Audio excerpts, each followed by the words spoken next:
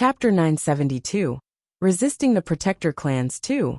Jian Shen, I never thought you would become so powerful after just a few short years, growled Ling Yuanzi as he panicked inside.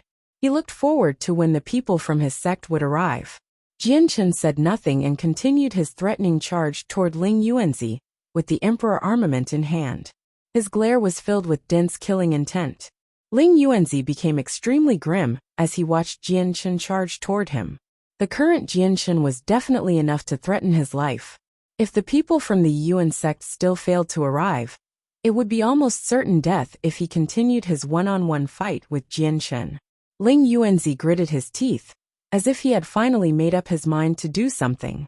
He said hoarsely, Jian Shen, I'll spare you for today. When we meet next time, you will be begging for mercy. With that, he swung his hand and directly cut open a region of space. He formed a space gate with his powers as a Saint King, planning to flee. Don't you dare run, Ling Yuanzi, Jian Shen bellowed. With a swing of his Emperor armament, a great sword chi shot toward the space gate. The black sword chi split the air. Wherever it passed by, a pitch-black crack in space would appear as well as. The sword chi quickly flew toward Ling Yuanzi's space gate. Boom! The sword chi struck the space gate, and violent residual energy shook up the surroundings. The space in a radius of 5 meters had completely collapsed, turning into a pitch-black region. The space gate was also greatly affected by the shaken space, directly collapsing and chopping off Ling Yuanzi's path of escape. Ling Yuanzi was pale white. He was a great elder of a Grand Protector clan, yet he had to flee before a member of the younger generation. That was humiliating enough. And now his space gate had even been destroyed by the opponent, severing any chances for him to escape. His face currently burned with humiliation. Not only was he forced to flee by a younger person, he had even lost his ability to run before them. He found this to be utterly terrifying. Killing intent burned within Ling Yuanzi as he stared coldly at Jian Shen. Determination flashed through his eyes and he bellowed, Jian Shen, if my pseudo-Saint tier battle skill can't kill you, then taste my real battle skill. He was left without any choice. All he could do was go in for a deathmatch now. He had been completely frightened by Jian Shen's strength. His understanding of Jian Shen was extremely limited, and he had no idea that Jian Shen's comprehension of the mysteries of the world remained at the 7th heavenly layer of Saint Ruler. If he had chosen to run using speed, Jian Shen would not have been able to catch up at all. An extremely great energy emerged from Ling Yuanzi, causing his clothes and hair to flutter despite the absence of wind. Suddenly, a tremendous pressure descended grandly onto the surroundings, turning the region in a radius of several dozen kilometers into a blur. The pressure seemed to have frozen the area. The pressure descended layer by layer from the sky, wrapping around Jian Shen like chains. It seemed to want to immobilize him.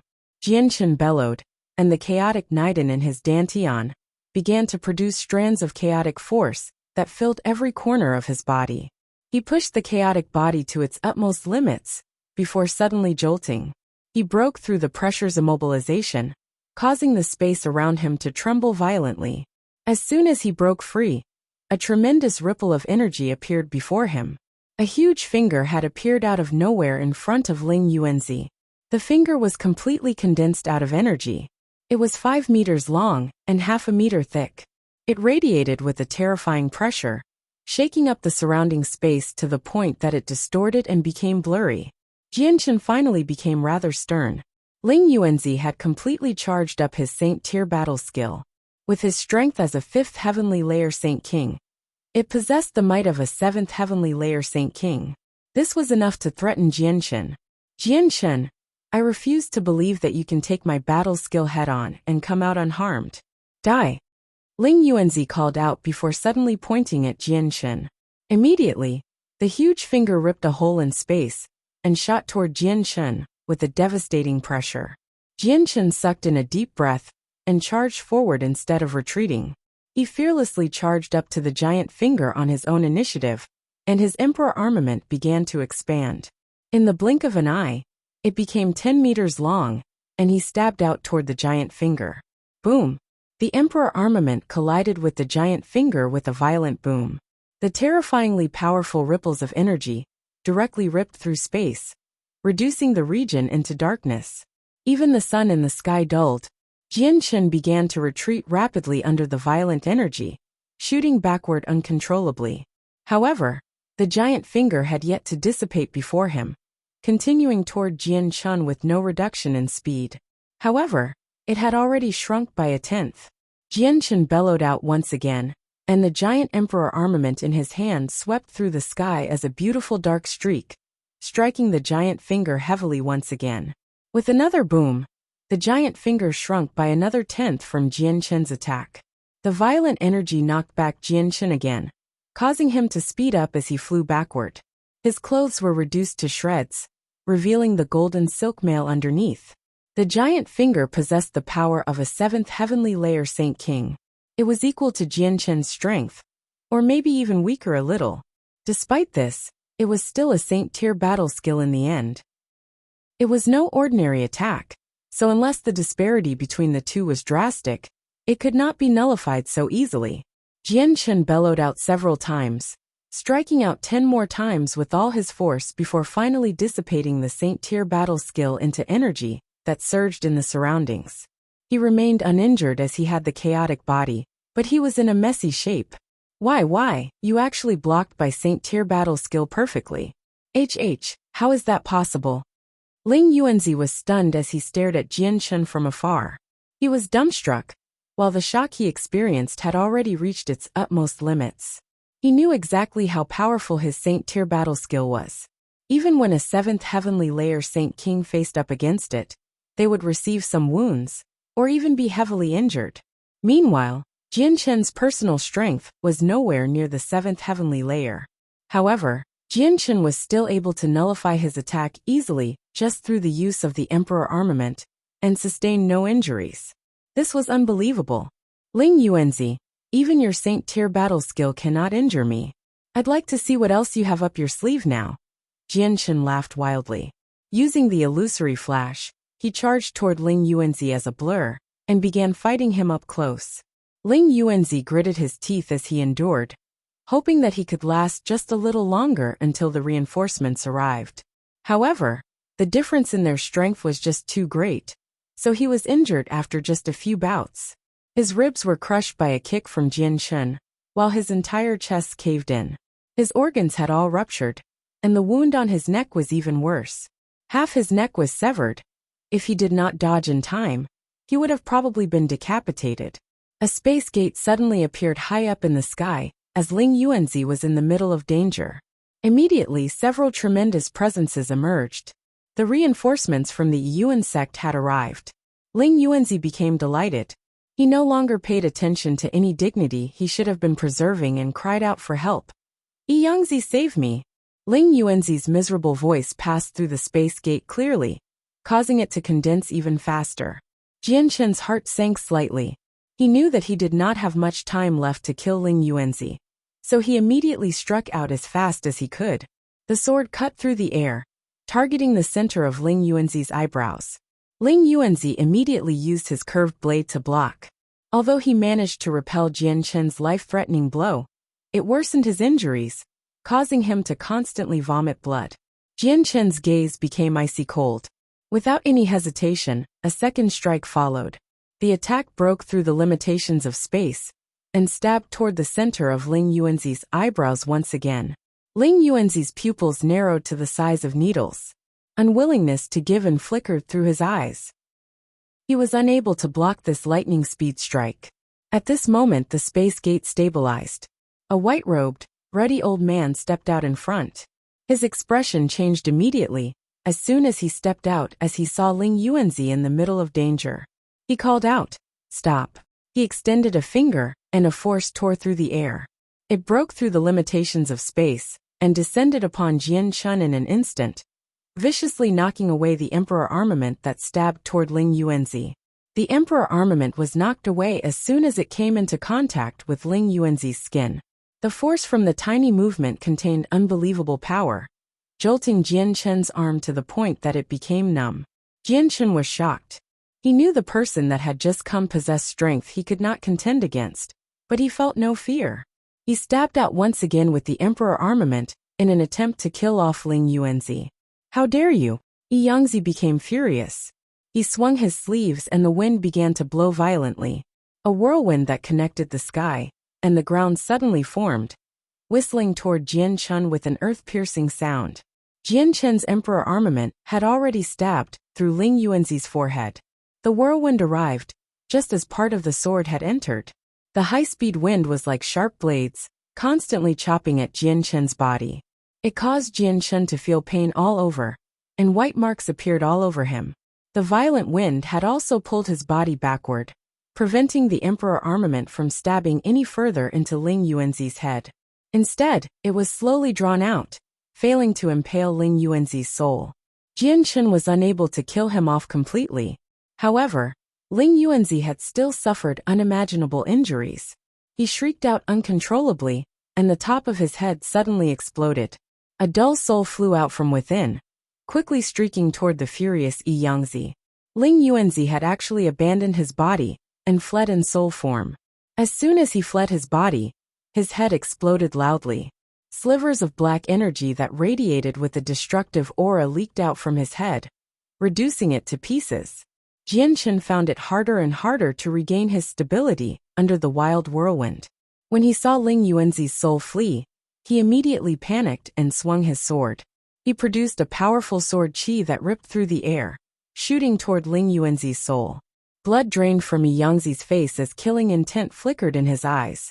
He grabbed at the empty space with his left hand, containing the region of space, and grasping Ling Yuanzi's soul. At the same time, he formed a palm with his right hand and struck toward Jian Chun. Chapter 973. Resisting the Protector Clans 3. Yangzi's palm strike immediately caused the space before him to collapse. A half-a-meter wide palm immediately condensed, shooting toward Jian Chun as a blur. Jian Chun was extremely stern.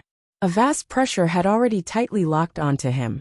It did not come from Yangzi, but the casual strike was from him. Jian Chun actually felt the notion of utter defeat flash through his head when he faced up against this palm strike, completely condensed from energy. It was as if he could not avoid it no matter where he dodged or hid. Jian Chun's heart shivered, and he grabbed the emperor armament with both of his hands. He raised the weapon high up and swung out several times as hard as he could in that moment. Several powerful sword qi shot through the sky, shooting toward Yangzi's palm strike in a row. Yangzi's attack contained an unimaginable power. When the sword qi collided with the palm, they all dispersed while the palm continued at the same speed toward Jian Chun. However, it did become weaker after bursting through all the sword qi. Bang! The palm condensed from energy struck Jian Chun mercilessly. The palm broke through his chaotic body immediately, and even the golden silk mail failed to block anything. His chest caved in deeply, and all his ribs all shattered. Jian Chun sputtered and blood leaked from the corner of his lips. He flew backward, only stopping after traveling several kilometers. Jian Chun was shocked. Yangzi was far more powerful than he had ever imagined. Just a casual palm strike of his was still so powerful, even after being weakened by the sword qi. Jian Chun felt utterly astounded. At this moment, the remaining great elders of the Yuan sect emerged with a group of saint rulers from the space gate. They were all surprised when they saw Yangzi holding Ling Yuanzi's soul, but fury soon replaced their surprise. They all glared viciously at Jian Chun. Ling Yuanzi was injured by you. Who are you? Are you sick of living? How dare you injure a great elder of our protector Yuan sect? The leading great elder yelled furiously at Jian Chun. Dignity filled his voice. He's the Jian Chun we have been searching for. He has returned with the winged tiger god, said Ling Yuanzi's soul. Its voice was extremely weak. What? He's Jian Chun. All of them were shocked by Ling Yuanzi's words. They all looked toward Jian Chun in disbelief. How is this possible? Jian Chun is clearly just a saint ruler, but the person before us is a saint king. He can't be Jian Chun. Ling Yuanzi, have you mixed him up with another person? A great elder asked in disbelief. He refused to believe that there would be someone who could reach Saint King from the third heavenly layer of Saint Ruler in just a few years. It's him. It can't be wrong. It was he who cast God's descent all those years ago and heavily wounded my soul. Even if I were reduced to ashes, I can still recognize him. Look, that little beast on his shoulder is the winged tiger god, said Ling Yuanzi. All of them focused their attention on the white tiger on Jian Chen's shoulder. The white tiger remained standing there with balance as it stared back at them with its bright eyes. Its fur had been messed up by the violent ripples of residual energy, but it was unharmed. Jian Chen silently circulated the chaotic force in his body. The deviant level recovery rate of the chaotic body came into play beautifully at this moment, allowing the wounds on his chest to heal quickly. The shattered bones began to regrow quickly. Jian Chen could not help but smile coldly when he noticed that everyone was looking at the white tiger. A while later, a gleam of light flashed through Yuanzi's eyes. He had finally confirmed the white tiger's identity, and his eyes began to burn with greed. I can feel a vague pressure from it. It really is the winged tiger god. It can't be wrong. All the experts from the Yuan sect became ecstatic when they heard this. They all looked toward the white tiger avariciously, as if it was not a magical beast but a priceless treasure. Fantastic. I never thought it would be us who would see the winged tiger god first. The winged tiger god now belongs to our Yuan sect. Jian Chen, you may have an emperor armament, but you're not our opponent. Hand over the winged tiger god obediently. Don't force us to move against you. A great elder laughed aloud, as if the winged tiger god already belonged to their group. A disdainful expression appeared on Jian Chen's face. He pointed his emperor armament toward the great elder who spoke and said provocatively, "If you want the winged tiger god, come get it. But you probably aren't capable enough to do that. You arrogant brat." The great elder erupted in rage and charged up to challenge Jian Chen to a battle. However, he was stopped by Yangzi. Yangzi slowly stepped forward as he gazed at Jian Chen calmly. "Ling Fengzi, you're not his opponent. The matters regarding the winged tiger god are too important, so we need to take it before the other protector clans arrive. We can't waste too much time. Let me do it." Yangzi took a step forward as soon as he finished speaking, and the space below his feet rippled. He suddenly disappeared. When he reappeared, he was over 10 kilometers away from Jian Chen. He extended his arm toward the white tiger on Jian Chen's shoulder. A sneer formed on Jian Chen's lips, and the Octotera Divine Hall immediately appeared before him. It blocked Yangzi's hand. The sudden appearance of the Divine Hall surprised Yangzi, and his hand forcefully stopped in midair. Surprise flashed through his eyes as he cried out with a deep voice, "That's a Saint Emperor's Divine Hall. I never thought that you'd also obtain a Divine Hall on top of your Emperor armament." Not only did the sudden appearance of the Divine Hall surprise Yangzi, it also shocked the other great elders and experts from the Yuan sect very much. Jian Chen paid no attention to their surprise, and made the Octotera Divine Hall expand suddenly under the control of his mind. It reached a length of 3,000 meters in that very moment, hanging in the sky like a dark cloud. Jian Chen entered the Divine Hall with the white tiger, and a loud voice boomed from the hall. "People of the Yuan sect, I'd like to see how you take the winged tiger god from me today. Bring it on, all of you. I'll take you all on at the same time." Jian Chen sounded extremely arrogant. It was an open provocation to the Yuan sect's pride. Yangzi became pale and roared, "Jian Chen, don't think you can look down on others just because you have a divine hall. Do you really think that I can't do anything to you? Piss off." A tremendous energy surged from his body, and a 300-meter wide palm condensed before him. It struck the divine hall heavily. Boom! The divine hall immediately began to shake violently, but regained its stability very quickly. Yangzi's grand attack had failed to damage the divine hall at all. The Octotera Divine Hall flew over Yangzi's head at this very moment, and directly began to descend. The giant divine hall fell quickly, wanting to squash Yangzi underneath. Yangzi became enraged after realizing what Jian Chen intended. He could dodge, but his arrogance and pride as one of the strongest experts on the Tianyuan continent could not bear the thought of running. Yangzi roared at the sky as energy surged around him. The space distorted and warped, while the energy of the world and the world force in a radius of 5,000 kilometers began to gather unceasingly. In the end, it formed a 300-meter wide palm that struck the bottom of the divine hall. He tried to knock away the divine hall with force alone. However, Even the Hall Elders of the Serpent God Hall could do nothing to the Octaterra Divine Hall. Although Yangzi was on par with the Hall Elder, he was only one person. As such, how could he stop the Divine Hall from descending? He was directly squashed downward, forced closer and closer to the ground. The other great elders saw this from afar, and their faces all darkened. One of them called out immediately, "Let's go help Yangzi." The great elders and saint rulers did not hesitate anymore, quickly flying under the Divine Hall. They wanted to stop the Divine Hall with their combined power. However, they still failed even though everyone was working together. The Divine Hall continued downward with no reduction in speed, but this time with a big group of people underneath it. In the end, the Divine Hall smashed into the ground heavily. Boom! The earth began to quake violently as thick cracks covered the surrounding mountains. A huge ditch formed at the location the Divine Hall had smashed into, while the Divine Hall itself had completely embedded itself deeply in the ground. The Divine Hall forced all the experts from the Yuan sect into the ground, including the great elders. The ground several kilometers away suddenly erupted, and all the people emerged.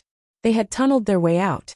However, they were currently dirty and in a horrible shape, covered in soil. Although they did not sustain any horrible injuries, they were humiliated. This was even worse than killing them. All the people of the Yuan sect felt humiliated when they were forced into such a horrible shape by a junior, as they were one of the great protector clans of the continent. To them, this would be a permanent stain on their dignity. Jianshun. Yangzi was no longer able to remain calm as he roared out. His voice was filled with rage and killing intent. At that moment, his anger had reached the utmost limit. Tui tui tui. Jianshun, I Lingfengzi, will be taking your life today no matter what. Arg. Lingfengzi spat out the pieces of grass in his mouth as he roared furiously at Jianshun. His eyes were completely bloodshot. Chapter 974. Resisting the Protector Clans 4. With a rumble, the Octaterra Divine Hall slowly rose up from the ground, taking to the air once again.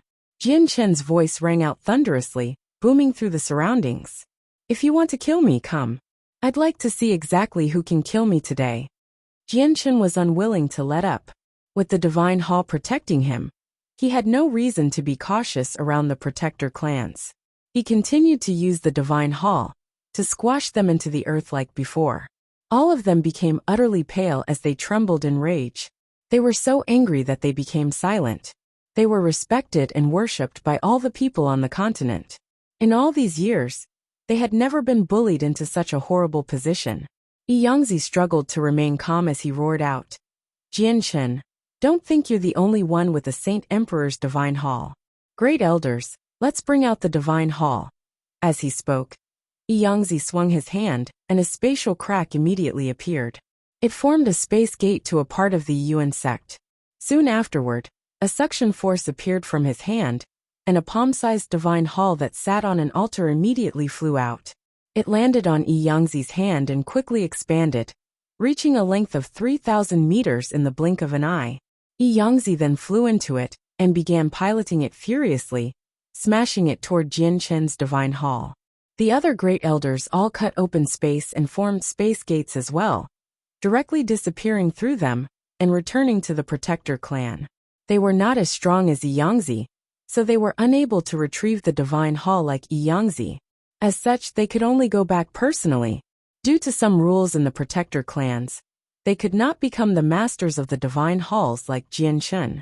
Instead, the Divine Halls were enshrined in the Protector clan and not carried with them. They could only be taken out during times of need, and were controlled using a secret technique. Boom!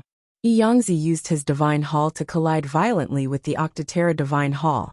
It immediately produced a deafening boom. The terrifying energy ripples visibly expanded in all directions, causing the mountains below to collapse. Many rocks were reduced to dust.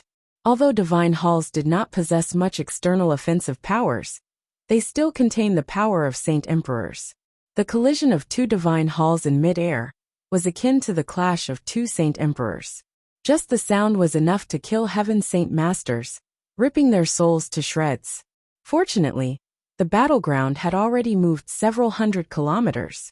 If it had occurred in the sky above Flame City, merely the sound waves from the collision would have been enough to kill off the entire city.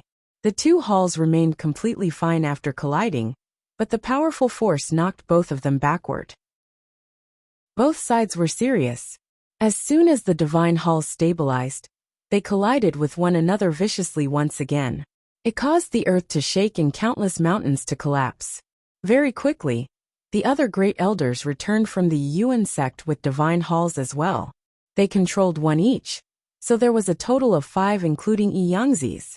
They struck Jian Chen's Octotera divine hall threateningly to vent their anger. Arg! Jian Chen produced a long wail. He was not afraid at all, controlling his divine hall to charge toward the other 5 halls with great force. Currently, the conflict between Jian Chen and the Yuan sect had already been reduced to the collisions between divine halls. Although no one succeeded at injuring anyone, the battle was clearly still very intense. The sound from the 6 divine halls grew even vaster. Terrifying sound waves wreaked havoc in the surroundings, to the point where even the space was ripped open. The mountains below collapsed one after another, while even the energy of the world was greatly affected. It began to churn violently. The great disturbance from the constant collisions of the 6 divine halls had alerted all the peak-level experts on the continent. Tianjian sat with his eyes closed in midair within an unknown space. This space was part of a divine hall in Mercenary City. His eyebrows had become rather white. Opposite of him sat the black-robed Ming Dong and the burly bare-chested Tai Ta. They had always received the personal guidance of Tianjian in the past few years, so they had powered up at a divine rate. A heavy aura currently filled their surroundings. Suddenly, Tianjian snapped open his eyes, and a gleam of light flashed through them. He looked toward the void far away. His eyes seemed to be able to pierce through it, able to see far away. It's actually a conflict between 6 divine halls. 5 of them belong to the Yuan sect of the Protector clans, so who's controlling the other one? He actually dares to take the Yuan sect on his enemies, murmured Tianjian. He disappeared with a movement. A gray-haired old man had his feet in the mud of an empty little valley at the outskirts of the Cross Mountains. He constantly swung his hoe as he plowed the ground. Suddenly, the old man's ordinary eyes sharpened. He stared into the distance with interest, and had even stopped his plowing. What powerful residual ripples of battle! Just who is fighting? Have the experts of the Beast God continent come again? The old farmer murmured. He closed his eyes and used a secret technique to observe what was going on there. Only after a while did he sigh emotionally and say, "So it's someone fighting the Yuan sect with a divine hall. I wonder who is the controller of that divine hall. Their bravery is admirable to provoke one of the 10 Protector clans, but this has nothing to do with me. I've stepped back from matters regarding the continent long ago, and will no longer interfere with anything. As long as the experts of the Beast God continent don't come invading and little Fatty's life remains unthreatened, I couldn't care less even if the sky fell on me." The old farmer paused when he reached this point. A sliver of shock flashed through his eyes as he said, "Weird. Why do I feel a familiar presence from that divine hall? It seems to be related to the cultivation method of my Bloodsword sect. Just who is controlling the divine hall?" The old farmer frowned slightly. He lowered his head in thought and mumbled to himself, "No, I gotta go have a look." He swung his hoe, and it ripped open a space gate. Then, he traveled through it with his feet bare, and the hoe on his shoulder.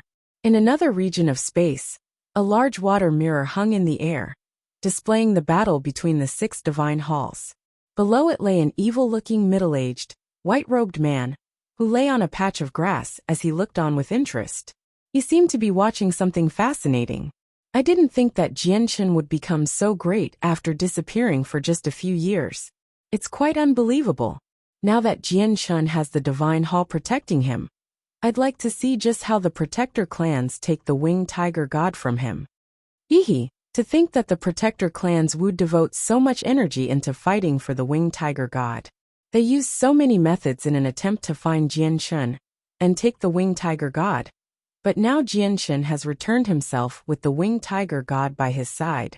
I wonder what their expressions would be like when they discover that they can't forcefully take the tiger away from Jian Chen.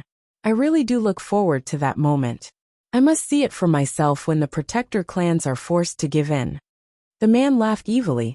At this very moment, an extremely attractive woman, who seemed to be in her 20s, slowly walked over from afar. She sighed and said, "Husband, I seem to be pregnant. Why don't you spend more time with me?" The woman grumbled. The man waved his hand, and the mirror immediately shattered. He stood up and laughed toward the woman. "Ha ha ha. This Pathlord's 88th child will finally be born." On the misty Dragon Island, the Lustastrom pit continued to glimmer with starlight like before. It seemed to be filled with stars, making it extremely enchanting. At this moment, the calm space at the bottom of the pit began to tremble slightly. Two figures gradually appeared as their outlines became more distinct. It was a middle-aged man who seemed to be in his 40s, and an old man who seemed to be in his 70s. They were the golden divine dragon Ruijin and the mutated divine alligator Heiyu that had separated from Jianshan all those years ago. After disappearing for close to a decade, nothing had happened to the two of them. They remained as usual with their clothes neat and without any injuries. The only difference was that they currently seemed just like ordinary people. They seemed extremely simple. Ruijin glanced around and mumbled, "We're finally back. We need to go find Jianshan. We can't let anything happen to him, or I'll never be able to see my clansmen ever again." Heiyu nodded his head and replied, "Jianshan is a human from the Tianyuan continent, so he should be there. Let's go."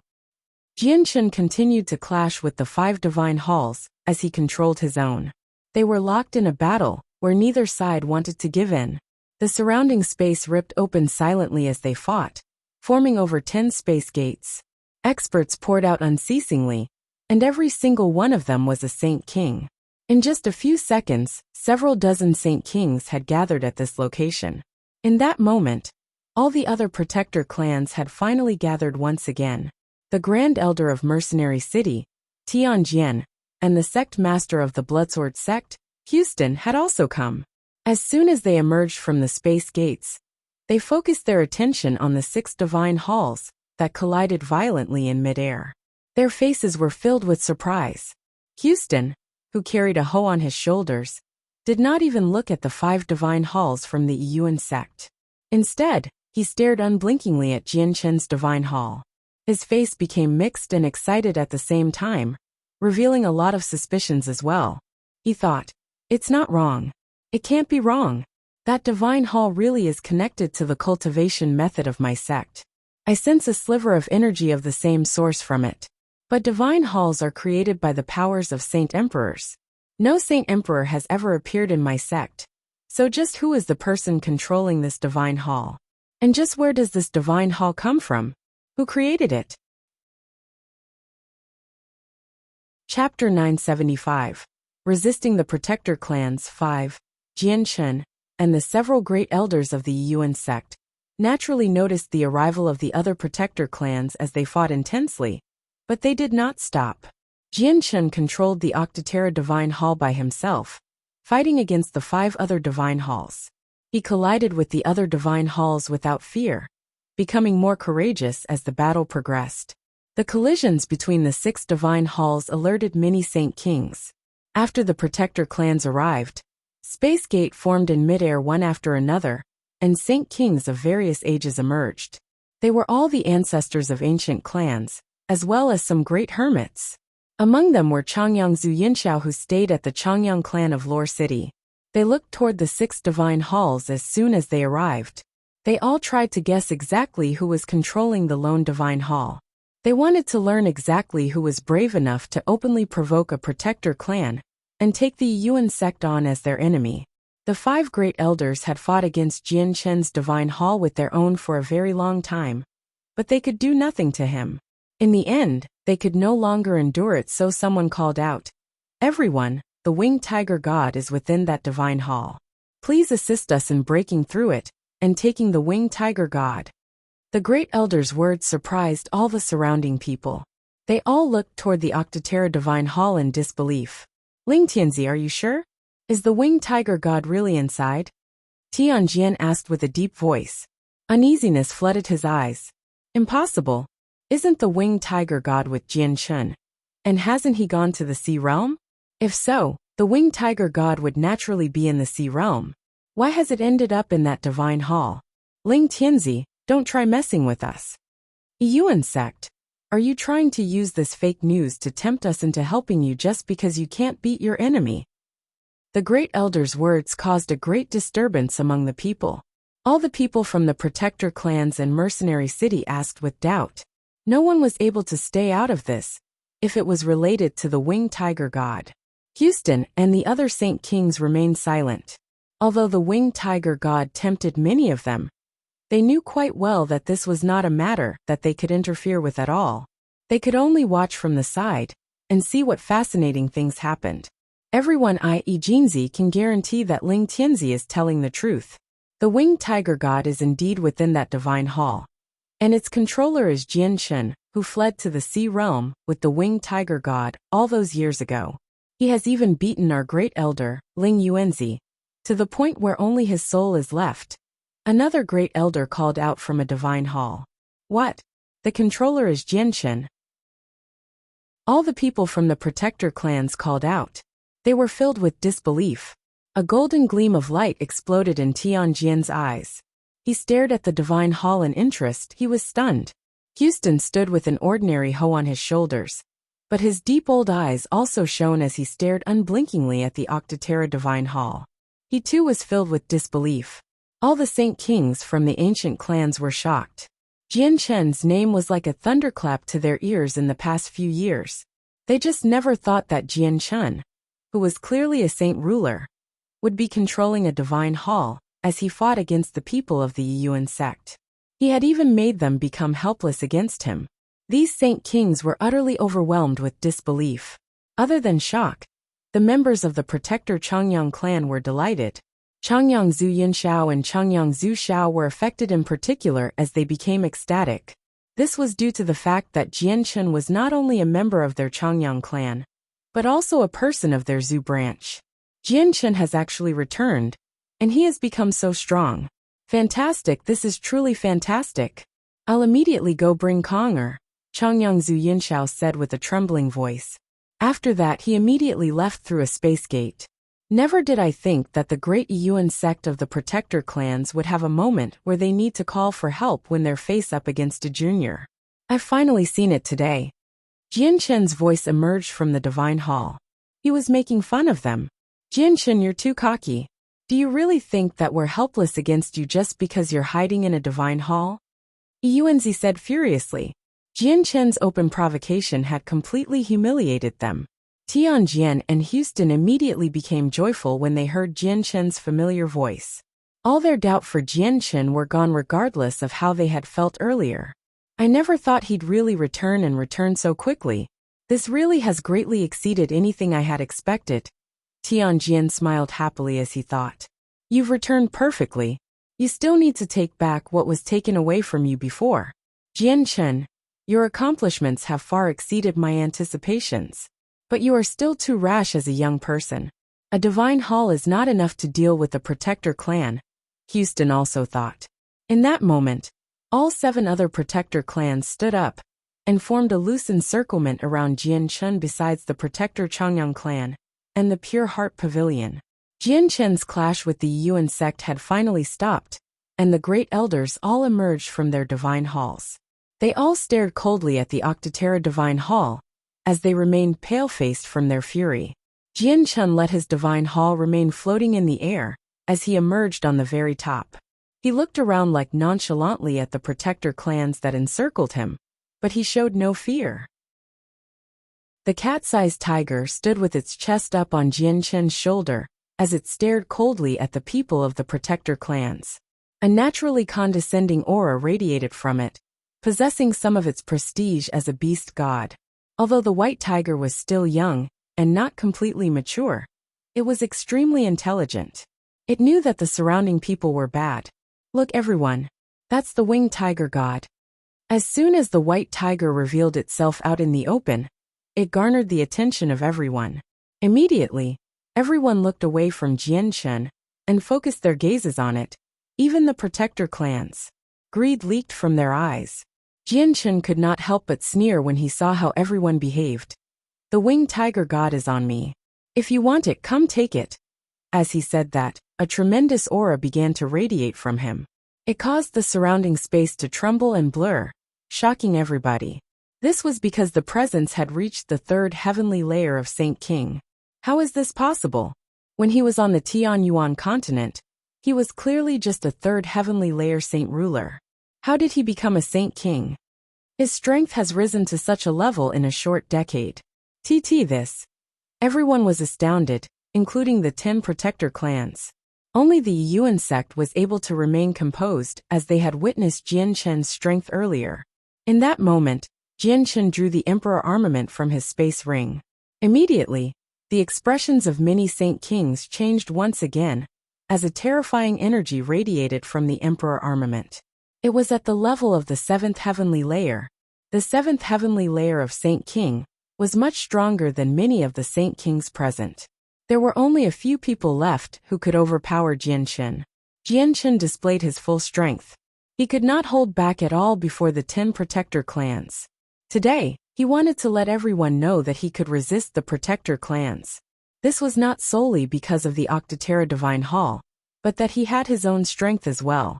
The current him was no longer the saint ruler, who could be undermined by all Saint Kings like 10 years ago. Everyone sucked in a breath, and many people's hearts began to thump involuntarily. Jianchen's current strength was already enough to make many of them tremble.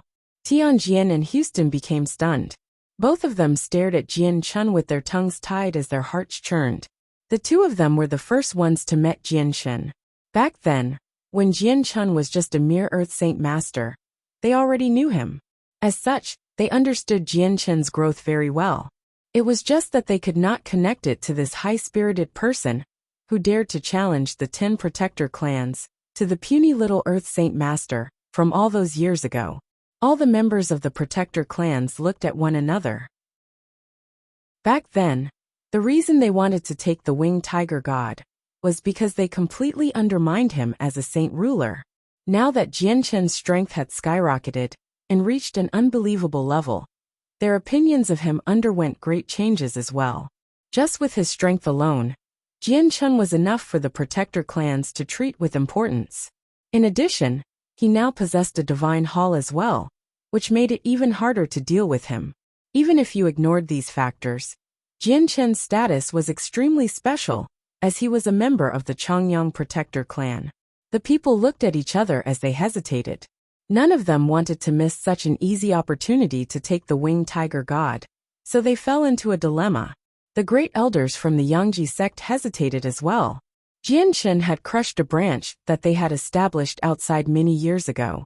They originally wanted to use this as an excuse for taking the winged tiger god, but they now hesitated after witnessing Jianchen's strength. They were uncertain whether they should continue on the matter and ask Jianchen for an explanation. Meanwhile, the Yuan sect did not let Jianchen off so easily. A great elder yelled out, "Jianchen, you injured our great elder Ling Yuanzi.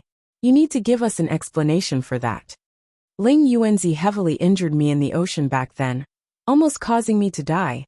I came to kill him in revenge. It's an universally accepted principle," Jianchen retorted without showing any weakness, before glaring at the surrounding people. He said furiously, "My flame city was taken and the flame mercenaries were chased out. Do you dare to say that you protector clans had nothing to do with it?" Chapter 976. Jianchen's treatment. Ling Yuanzi heavily injured me in the ocean back then, almost causing me to die. I came to kill him in revenge. It's an universally accepted principle, Jianchen retorted without showing any weakness, before glaring at the surrounding people. He said furiously, "My flame city was taken and the flame mercenaries were chased out. Do you dare to say that you protector clans had nothing to do with it?" "Jianchen, there are rules among us protector clans. We cannot develop any large organizations on the continent. As a member of a protector clan, you will naturally need to follow this rule. The size of your flame mercenaries exceeded the limits, and they possessed a city made from tungsten alloy. Naturally, they were disbanded," a great elder of a protector clan said with a deep voice. A sliver of mixed emotions appeared in Jian Chen's eyes when he heard these words, but it vanished very quickly. He said coldly, "That's a bunch of lies. I am born in Lore City of the Jesson Kingdom. I have no ties with any protector clan, much less being a member of one." Great Elder Changyang Zhu Xiao of the protector Changyang clan stood forward and stared at Jian Chen. His face was extremely mixed as he said with an almost trembling voice, "Jian Chen, you're a part of the protector Changyang clan. The founder of Lore City Changyang clan was my great-grandson, Changyang Zhu Yinkong. You're a descendant of Yinkong, thus a great-grandson of mine as well. The blood of the protector Changyang clan runs in your veins." Jian Chen remained as usual. Just as he was about to retort, a space gate suddenly appeared next to him, and Changyang Zhu Yinxiao emerged. A great group of people followed behind him. Changyang Zhu Yiyan, Changyang Zhu Yinkong, by Hai Jiedatai, Chang Wuji, Yu Yu by Lian Yufengyan, and everyone else had come. "Look, is he Changyang Xiangtian?" Changyang Zhu Yinkong said to this group of people. His voice was filled with emotion. He had specially gone back to the Changyang clan and brought back this group of people so that they could recognize Jian Chen. This was just in case the Jian Chen before them was fake. "Brother," Xiangtian. "Young master," Jian Chen. When the group saw Jian Chen, they immediately became emotional. Uncle Chang Yufengyan by Lian, and you were moved to tears. Good. It's good that you've returned. It's good that you've returned," Bai Hai said with his deep voice. He was also extremely emotional. The middle-aged beauty Changyang Zuyian stared at Jian Chen in astoundment as she sighed emotionally. "Is he the clansman who saved Kong, or why is he so powerful? His presence gives me a suffocating feeling. Is he not a saint ruler? No, impossible. His age." Changyang Zhu Xiao sighed gently when he heard that. He said, "The current Jian Chen is no longer the Jian Chen you knew before. He's a saint king now, and with his emperor armament, he can fight against 7th heavenly layer saint kings. There aren't many people left on the continent that can suppress him." Changyang Zhu Yinxiao, Changyang Zhu Yiyun, and Changyang Zhu Yinkong all became stunned when they heard this. Their shock reached its utmost limit. A while later, Changyang Zhu Yinkong could not help but laugh from the bottom of his heart. "I'm more than satisfied with my life to be able to have such an outstanding descendant. Great-grandson, you are now an awe-inspiring supreme expert. You can do whatever you like. Our protector Changyang clan will be supporting you from behind." Jian Chen's killing intent immediately began to reduce rapidly when members of his family appeared before him. He too became extremely emotional, but he knew that this was not the time to reminisce the old days. As such, he forcefully suppressed his feelings. "Jian Chen, sorry. I did not live up to your expectations and failed to protect Flame City. Flame City has been taken away by someone else." Yu called out as tears ran down her cheeks. She blamed herself for everything. Jian Chen's heart was pained when he saw Yu's haggard face. Jian Chen always felt ashamed with himself over Yu. He just owed her too much. "Yuer, I already know about the matters of Flame City. It's not your fault. Don't worry. I will take everything stolen from me back with nothing missing," Jian Chen comforted, before looking at Changyang Zhu Yinkong. "Great-grandfather, are you really treating the Changyang clan as one of your own after how they treated you all those years ago? Has the seal in your head been removed?" Changyang Zhu Yinkong's face darkened when he heard that, and he immediately stopped talking. Meanwhile, the expressions of the great elders of the Changyang clan became a little unnatural. Changyang Zhu Xiao sighed gently and said, "Although Konger made some mistakes all those years ago and the clan expelled him, the blood of the Changyang clan still flows in his veins. This is an undebatable fact, and the clan has already taken back Konger. Let's not talk about this for now. I want to take back Flame City today and revive the Flame Mercenaries. Will the Changyang clan be preventing me from doing so?" Jian Chen glared at the group of people from the protector Changyang clan as he stood high on top of the divine hall. The great elders frowned slightly. They looked at each other, and all became troubled. With Jian Chen's current strength, they no longer had the right to forcefully order him to do things. Jian Chen sneered after seeing their reactions. Then he gazed past the other 9 protector clans. After looking away, he said, "Today, I will be taking back Flame City and reviving the Flame Mercenaries." Stand out. Whoever wants to stop me. Jianshan spoke sharply. He did not respect the protector clans at all, as he had no good impression toward them. If it were not for Tianjian's help all those years ago, he probably would not have been able to make it out of the continent and arrive at the sea realm. He would have fallen into the hands of the protector clans instead. He would not be faced with death, but the white tiger would definitely be taken from his side.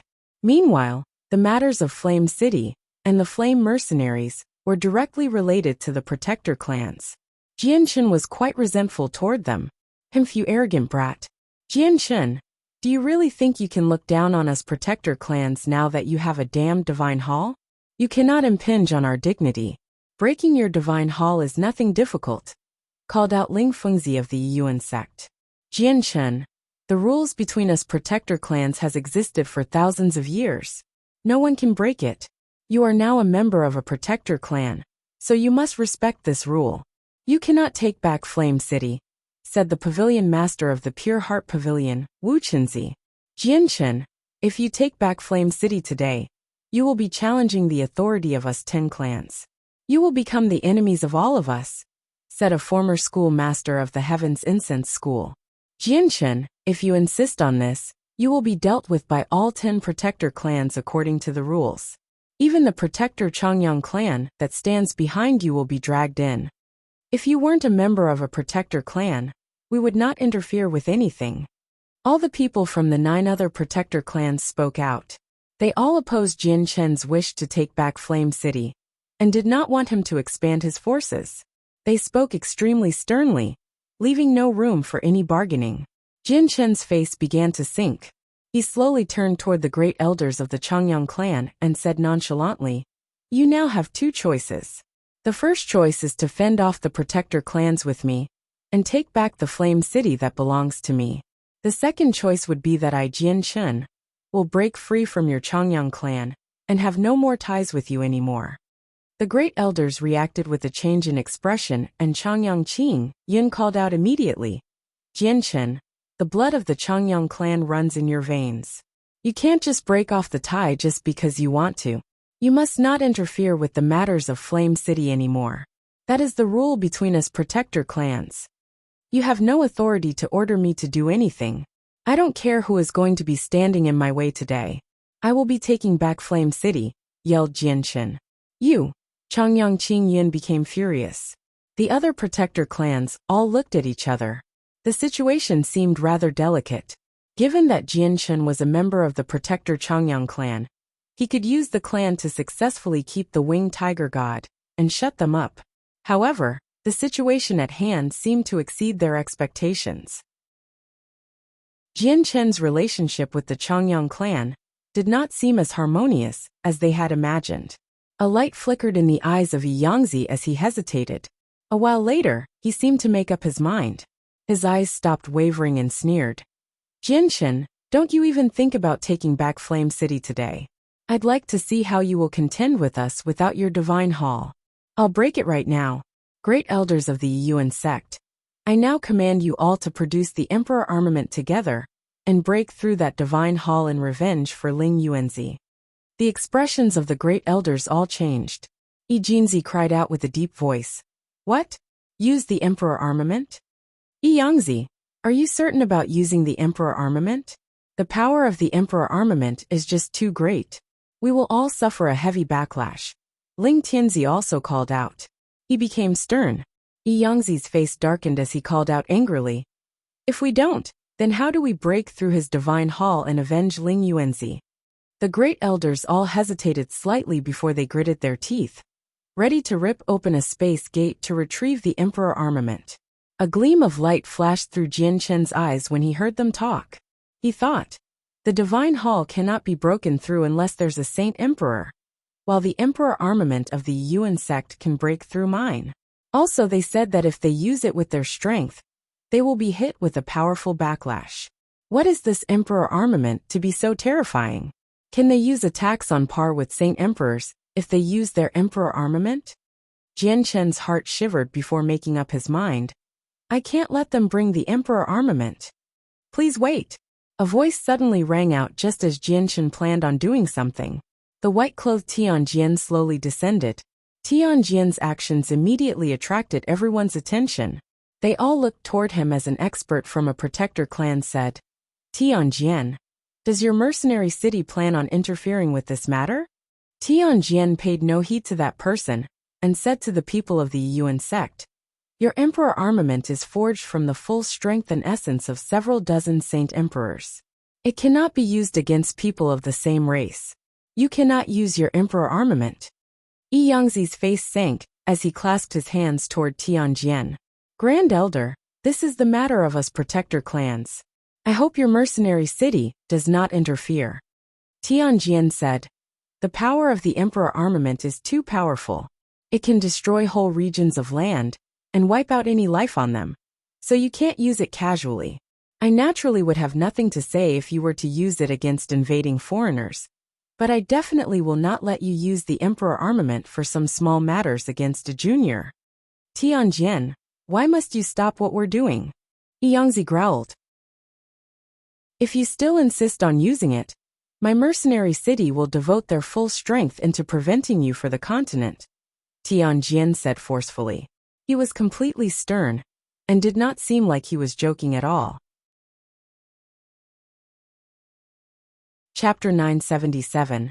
The Path Lord of Carnal Desires appears.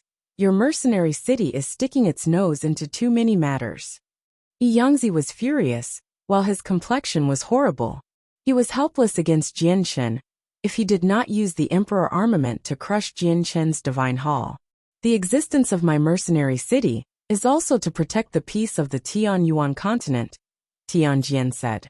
The great elders of the Yuan sect all revealed ugly expressions after being stopped from using the emperor armament. They definitely did not doubt that Mercenary City had the power to stop them.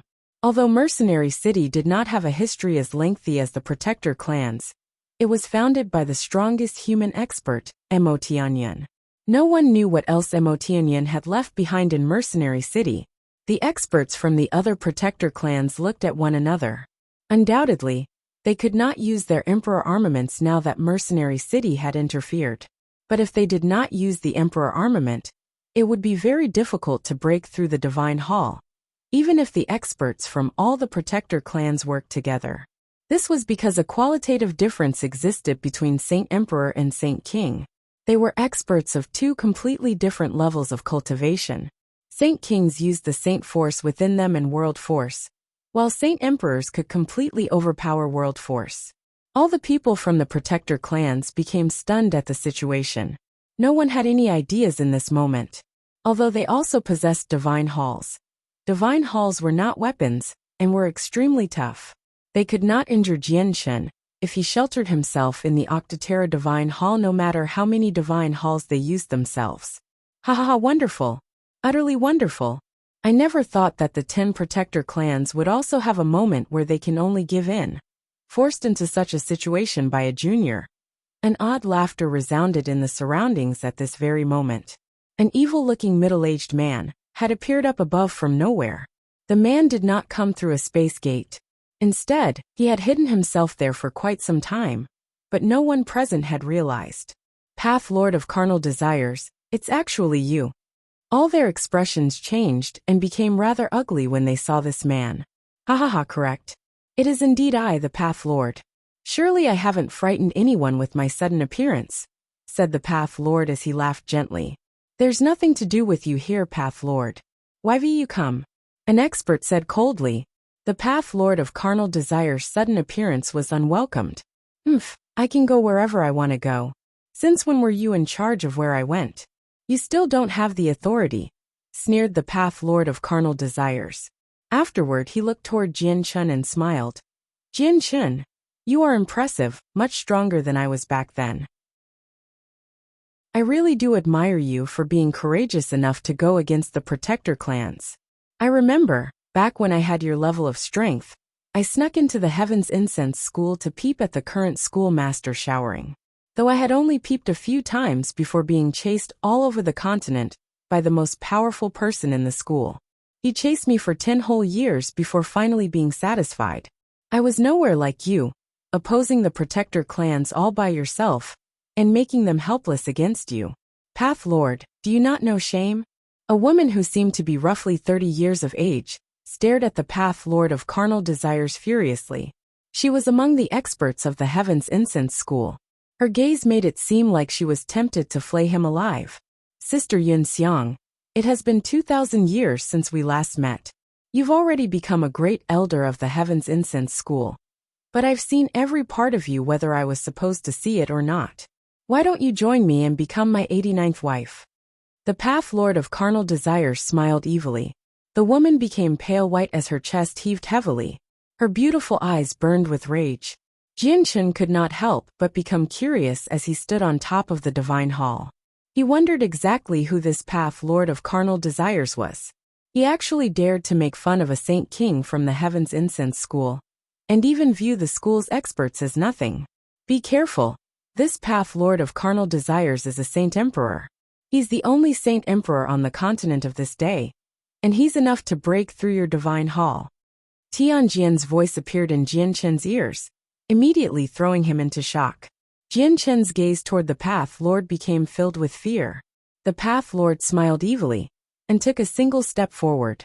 He arrived on top of the Octotera Divine Hall, and before Jianchen in that very instant, he said, Jianchen, you have an enmity with the people of the Yuan sect.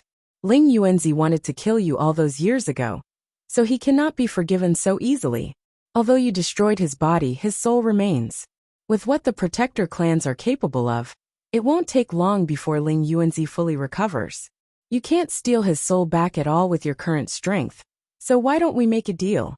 I will teach the Yuan sect a lesson for you, and give you Ling Yuanzi's soul. After that, you give me the winged tiger god. How about that? Jianchen's heart sank when he heard that the Path Lord of Carnal Desires had also come for the white tiger. Jianchen said, Path Lord of Carnal Desires, you're already a Saint Emperor now. Why must you fight over the winged tiger god?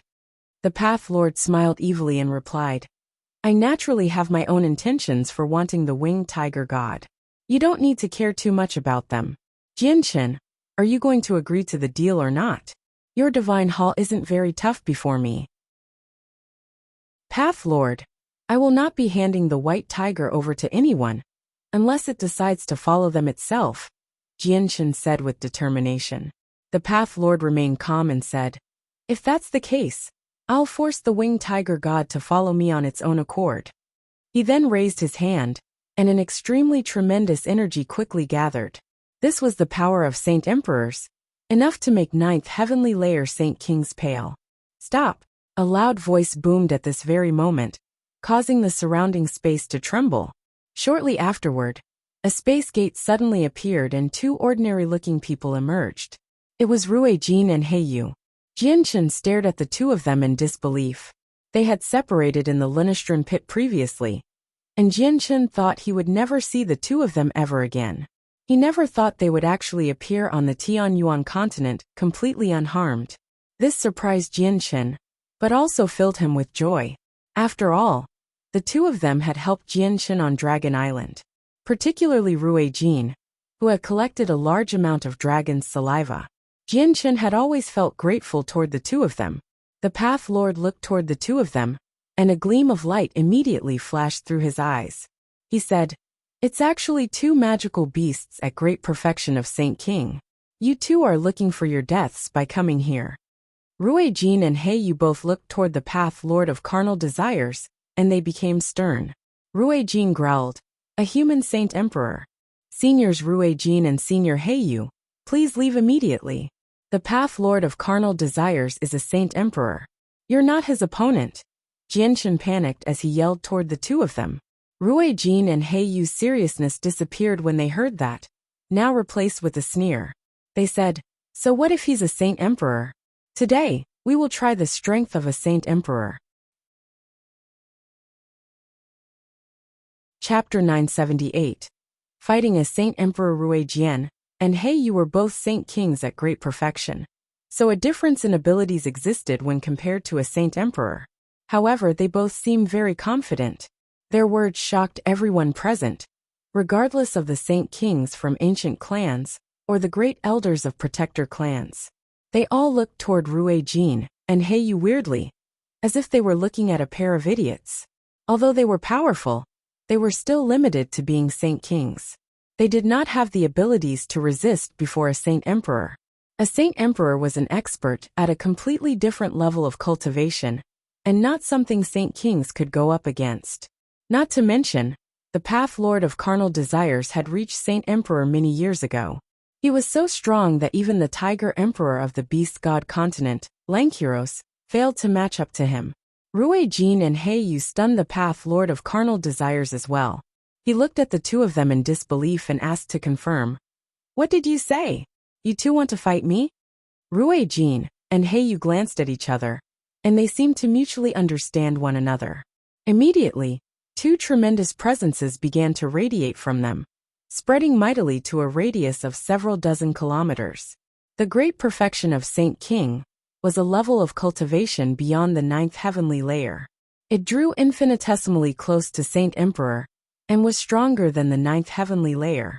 Their presences immediately brought on a tremendous pressure to the relatively weaker Saint Kings present. The Path Lord of Carnal Desires shook his head in disappointment. "If this is all the strength you have no right to fight with me.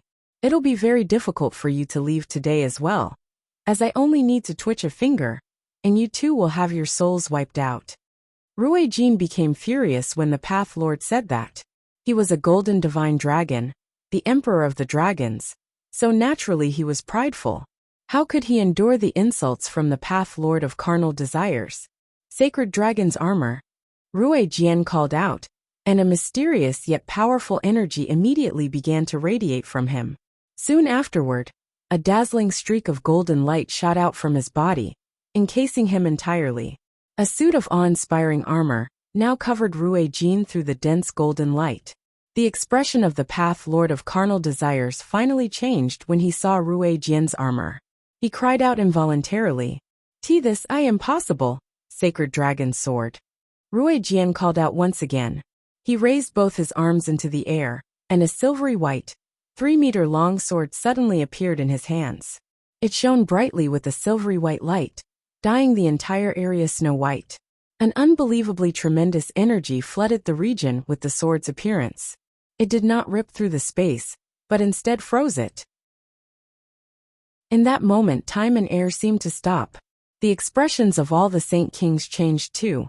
They all stared at the sword in shock, as they all shivered from the pressure it emitted. What is this weapon? It's so powerful. Even more terrifying than our Emperor armament forged by several dozen Saint Emperors.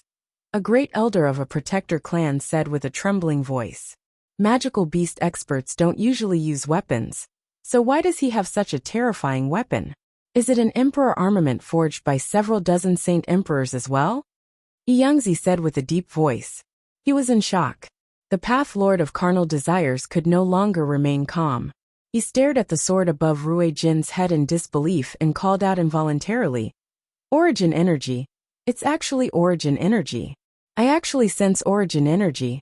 How is this possible? Even in the ancient times, there were no weapons that possessed origin energy."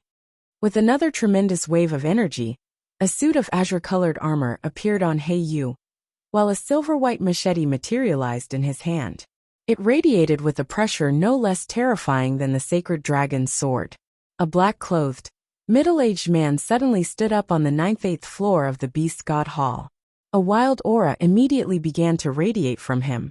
Origin energy. It's the presence of origin energy. Origin energy has actually appeared on the Tianyuan continent. The sage-like Peng Emperor, Songqiong, stood up on the 97th floor. He looked in the direction of the Tianyuan continent in interest as he said hoarsely, "It's the presence of origin energy."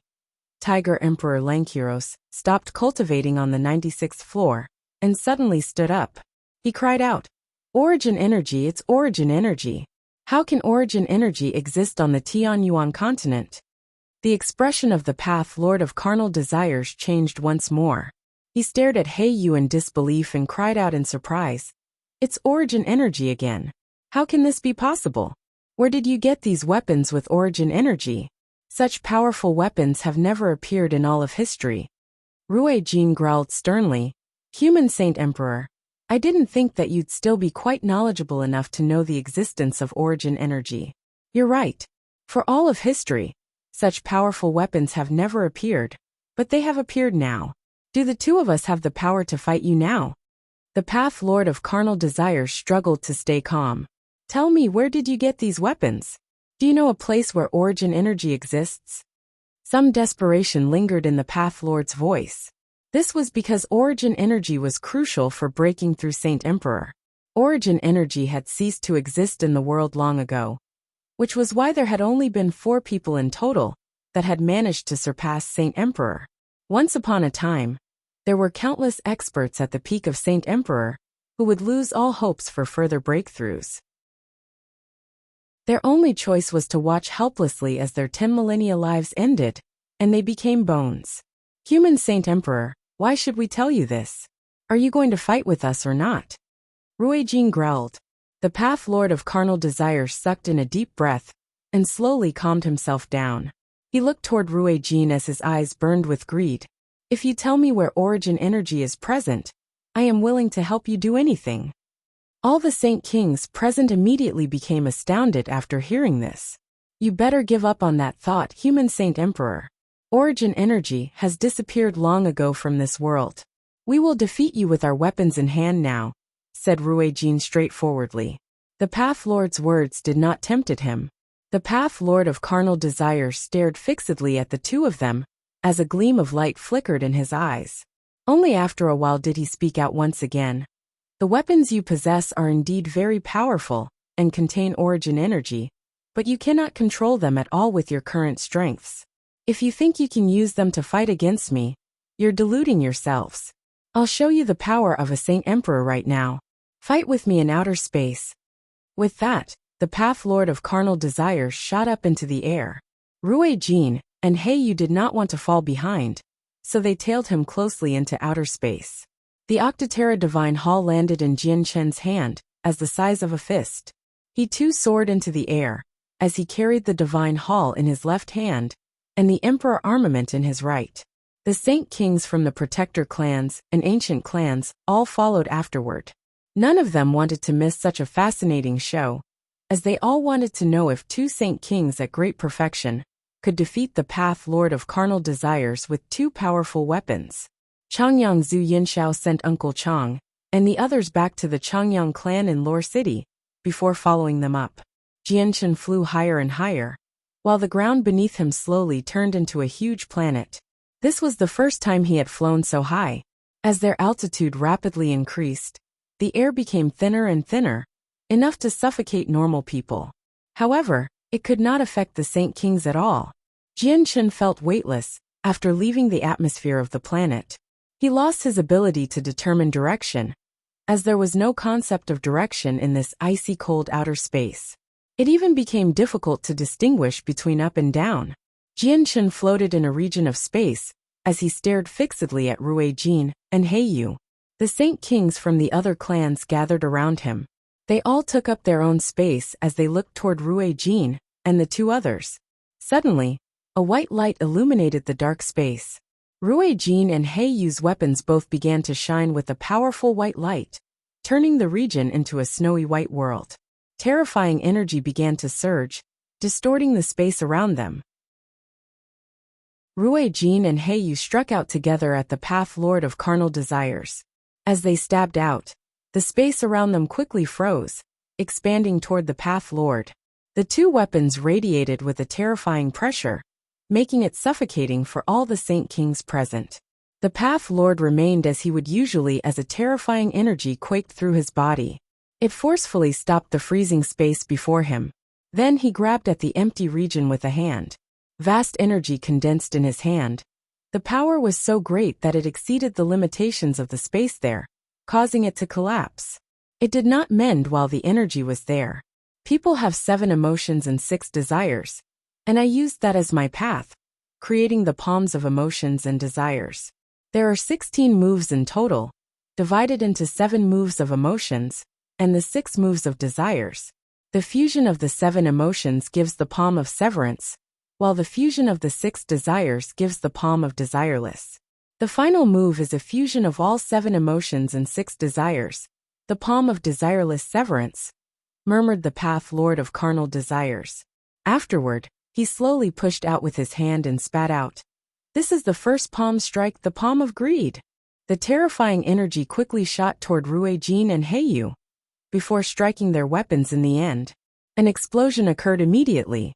The Path Lord's palm strike was not purely an energy attack.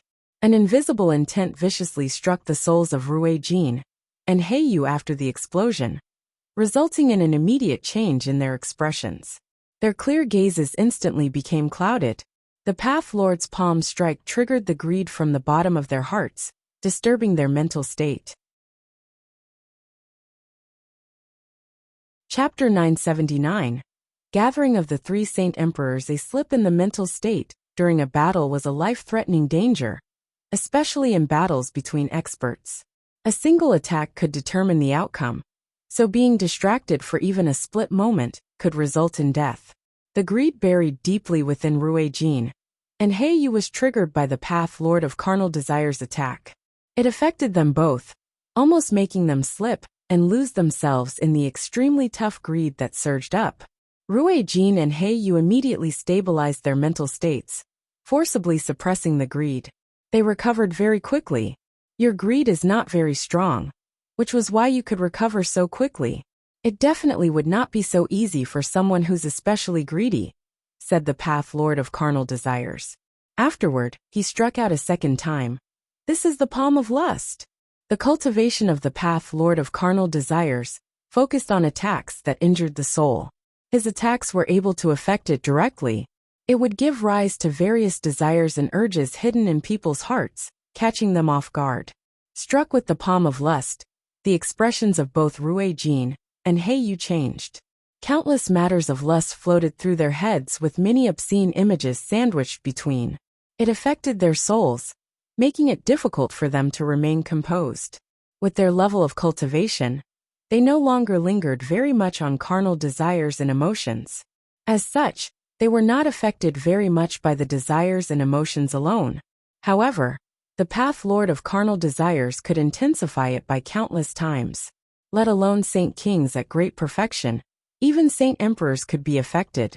Human Saint Emperor, no wonder you're the Path Lord of Carnal Desires. You can control the 7 emotions and 6 desires of people.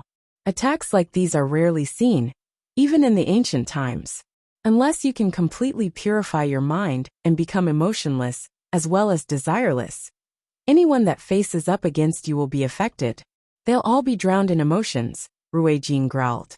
The Path Lord smiled evilly. You too indeed have the power to fight Saint Emperors with just your origin energy weapons and armor. One for attacking and one for defending. However, it's a pity.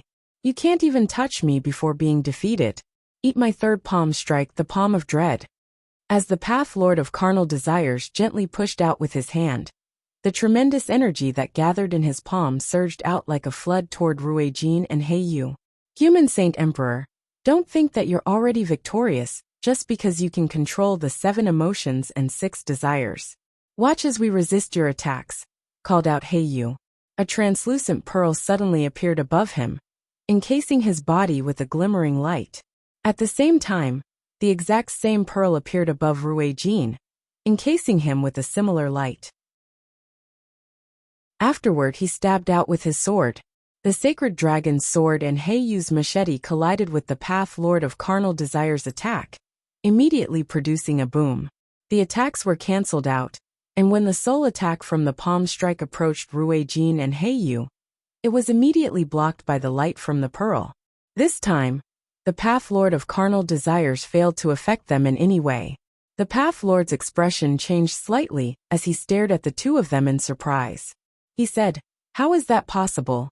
What treasure do you have that can block my soul attacks?" "It's fine even if I tell you. This is a defensive treasure that specializes in blocking attacks to the soul. I'd like to see how you affect us with your palm strike now, Human Saint Emperor." Heiyu could not help but laugh out. Then, he charged toward the Path Lord as he swung his machete. The Path Lord's face became icy. Heiyu's attack with the Origin Energy machete was powerful enough to injure Saint Emperors, so he did not dare to ignore it at all. He immediately blocked and growled. You two have quite a few treasures on you. You actually possess a treasure that can block my soul attacks as well. Though I wonder how tough they are. Can they block my palm of severance from the fusion of the 7 emotions? My palm of desireless from the fusion of the 6 desires? And my final attack, the palm of desireless severance? Then try it. I'd like to see how your attacks break through our defensive treasures. This time the speaker was Ruijin. He was confident. The Path Lord of Carnal Desires sneered. The palm of desireless severance is the most powerful move among the 7 emotions and 6 desires. It far exceeds your imaginations. Back when I fought the Tiger Emperor from the Beast God continent, I did not even need to use the palm of desireless severance. Just the palm of severance was enough to heavily injure him. Just imagine the power of the palm of desireless severance then. Now allow me to break through your defensive treasures with that. He was about to strike out as he spoke, but his eyes suddenly narrowed, and he turned toward one side. 3 space gates ripped open at the same time in the direction that the Path Lord looked. 2 middle-aged men and a ruddy old man emerged. They were the 3 Saint Emperors of the Beast God continent. The pressure of Saint Emperors immediately began to radiate from them with their appearance, causing the expressions of the Saint Kings, who watched from afar to change. They had only seen Lankiros before, but they naturally knew the identities of the other 2 Saint Emperors.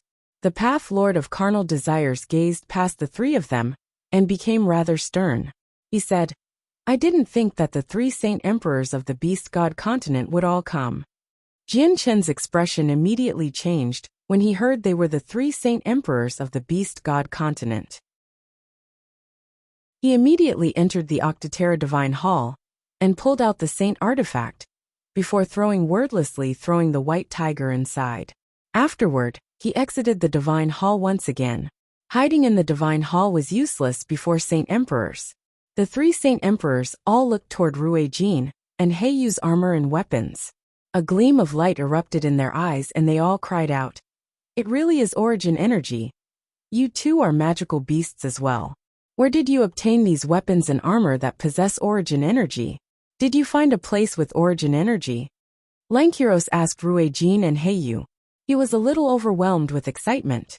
Ruijin and Heiyu looked at each other, and Heiyu spoke out. Origin energy has ceased to exist in this world long ago. Then where do your weapons and armor come from? Why does origin energy exist within them? A heavy voice boomed out. The ruler of the Beast God continent spoke out, his voice also bearing some excitement. The Sacred Dragon's armor and the Sacred Dragon's sword are consecrated items of the Dragon clan. So they naturally came from my clan, said Ruijin. What? The Sacred Dragon's armor and the Sacred Dragon's sword. The 3 Saint Emperors were all shocked as they stared fixedly at the armor and weapon on Ruijin.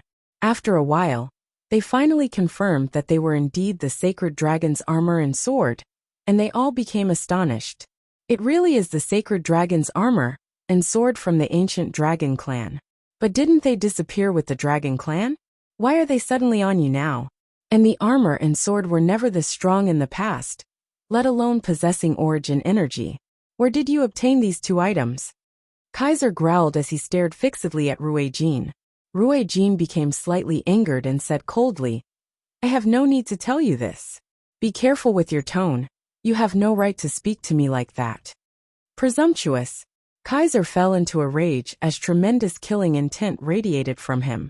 The one who's presumptuous is you, Ruijin bellowed, before producing a dragon roar. In the blink of an eye, he became a 300-meter-long golden divine dragon, radiating with a tremendous aura of dragons. My species are the kings of the Dragon clan. Do you not know the rules of the Dragon clan for being impolite toward me as an impure-blooded mutated earthworm? The hierarchy of the Dragon clan was very strict, as they placed a lot of attention on bloodlines. The golden divine dragons were publicly acknowledged as the kings of the clan. They needed to be treated courteously and listened to by all members of the clan, regardless of age or strength. As a king, Ruijin was naturally prideful.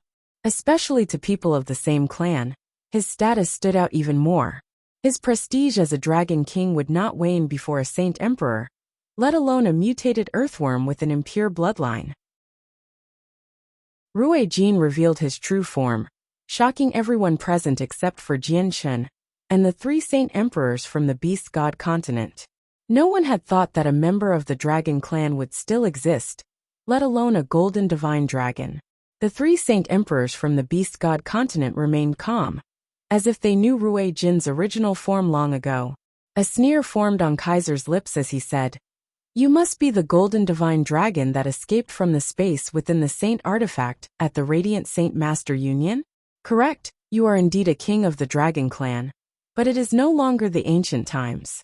The Dragon Clan no longer exists, so its rules no longer applies." Rui Jin's expression immediately became extremely ugly when he heard that. At this moment, Kaiser's face suddenly changed and he called out, "The Winged Tiger God. This is the presence of the Winged Tiger God.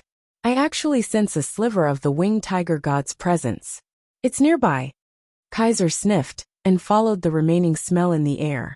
His eyes locked onto Jian Shen and glare at him. Kaiser growled, "The presence of the Winged Tiger God is on you. Is it with you?" Lankiros also looked toward Jian Shen. He had seen an image of Jian Shen before, so he recognized him immediately. He cried out, "He's Jian Shen. I didn't think he had already returned from the sea realm." "Jian Shen, hand over the Winged Tiger God." Kaiser's face darkened. He took a single step and arrived before Jian Shen instantly.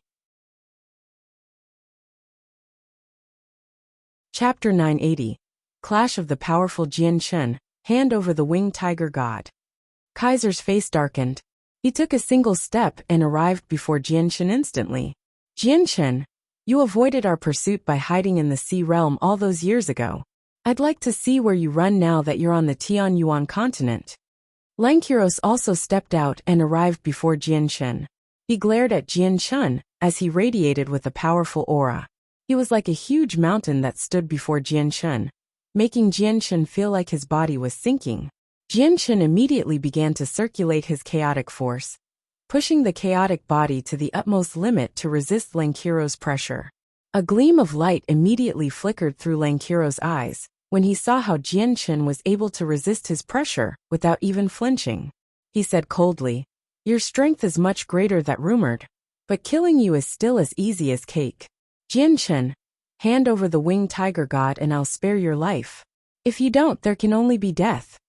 I'd like to see who'll harm him." Rui Jin arrived before Jian Shen with a flash after returning to his human form. He glared at Lankiros and Kaiser as he wielded the sacred dragon's sword. Heiyu had also arrived beside Rui Jin. He faced the 2 Saint Emperors without showing any weakness. Lankiro's face began to sink. He growled, "Are you sick of living? Daring to block what I am doing? The Winged Tiger God is the god of the magical beasts. Since when did you have the right to interfere with its freedom? Unless the Winged Tiger God is willing itself, no one has the right to make it do what it doesn't like," growled Rui Jin. "It's exactly because it's the god of us magical beasts that we need to bring the Winged Tiger God back, so we can provide even greater space and conditions for its growth. The Winged Tiger God should be living on our Beast God continent. It should not be in the hands of you humans. Moreover, the Winged Tiger God is still growing. It's simple-minded. If it gets raised wrongly by you humans, it would be a loss for us magical beasts," said Lankiros. "The Winged Tiger God may be young, but it's still a beast god after all. How can it be led off in the wrong direction so easily? Anyway, don't you dare take it from Jian Shen today." Rui Jin did not let up as he pushed back at Lankiros with words. He protected Jian Shen. Jian Shen immediately became filled with doubt upon seeing how Rui Jin and Heiyu were actually willing to offend 2 Saint Emperors to protect him. Their relationship did not seem to be anywhere near this level. Lankiros and Kaiser's expression became ugly after they heard Rui Jin's words. Killing intent immediately appeared in Kaiser's eyes as he stared coldly at Rui Jin. "Golden Divine Dragon, do you really think that I'm afraid of killing you since you're a king of the Dragon Clan? Don't blame me for not treating you as a clansman if you don't move." Rui Jin immediately became furious when he was threatened by a mutant earthworm. He called out, "I have the sacred artifact of the Dragon Clan, the sacred dragon's armor protecting me. Do you really think that you, a mere earthworm, can harm me?" Kaiser looked at Rui Jin's armor as his eyes flickered in thought. He then said, Tiger Emperor, keep the two of them busy. I'll take Jianshen. The Tiger Emperor sneered. Don't worry, leave the two of them to me.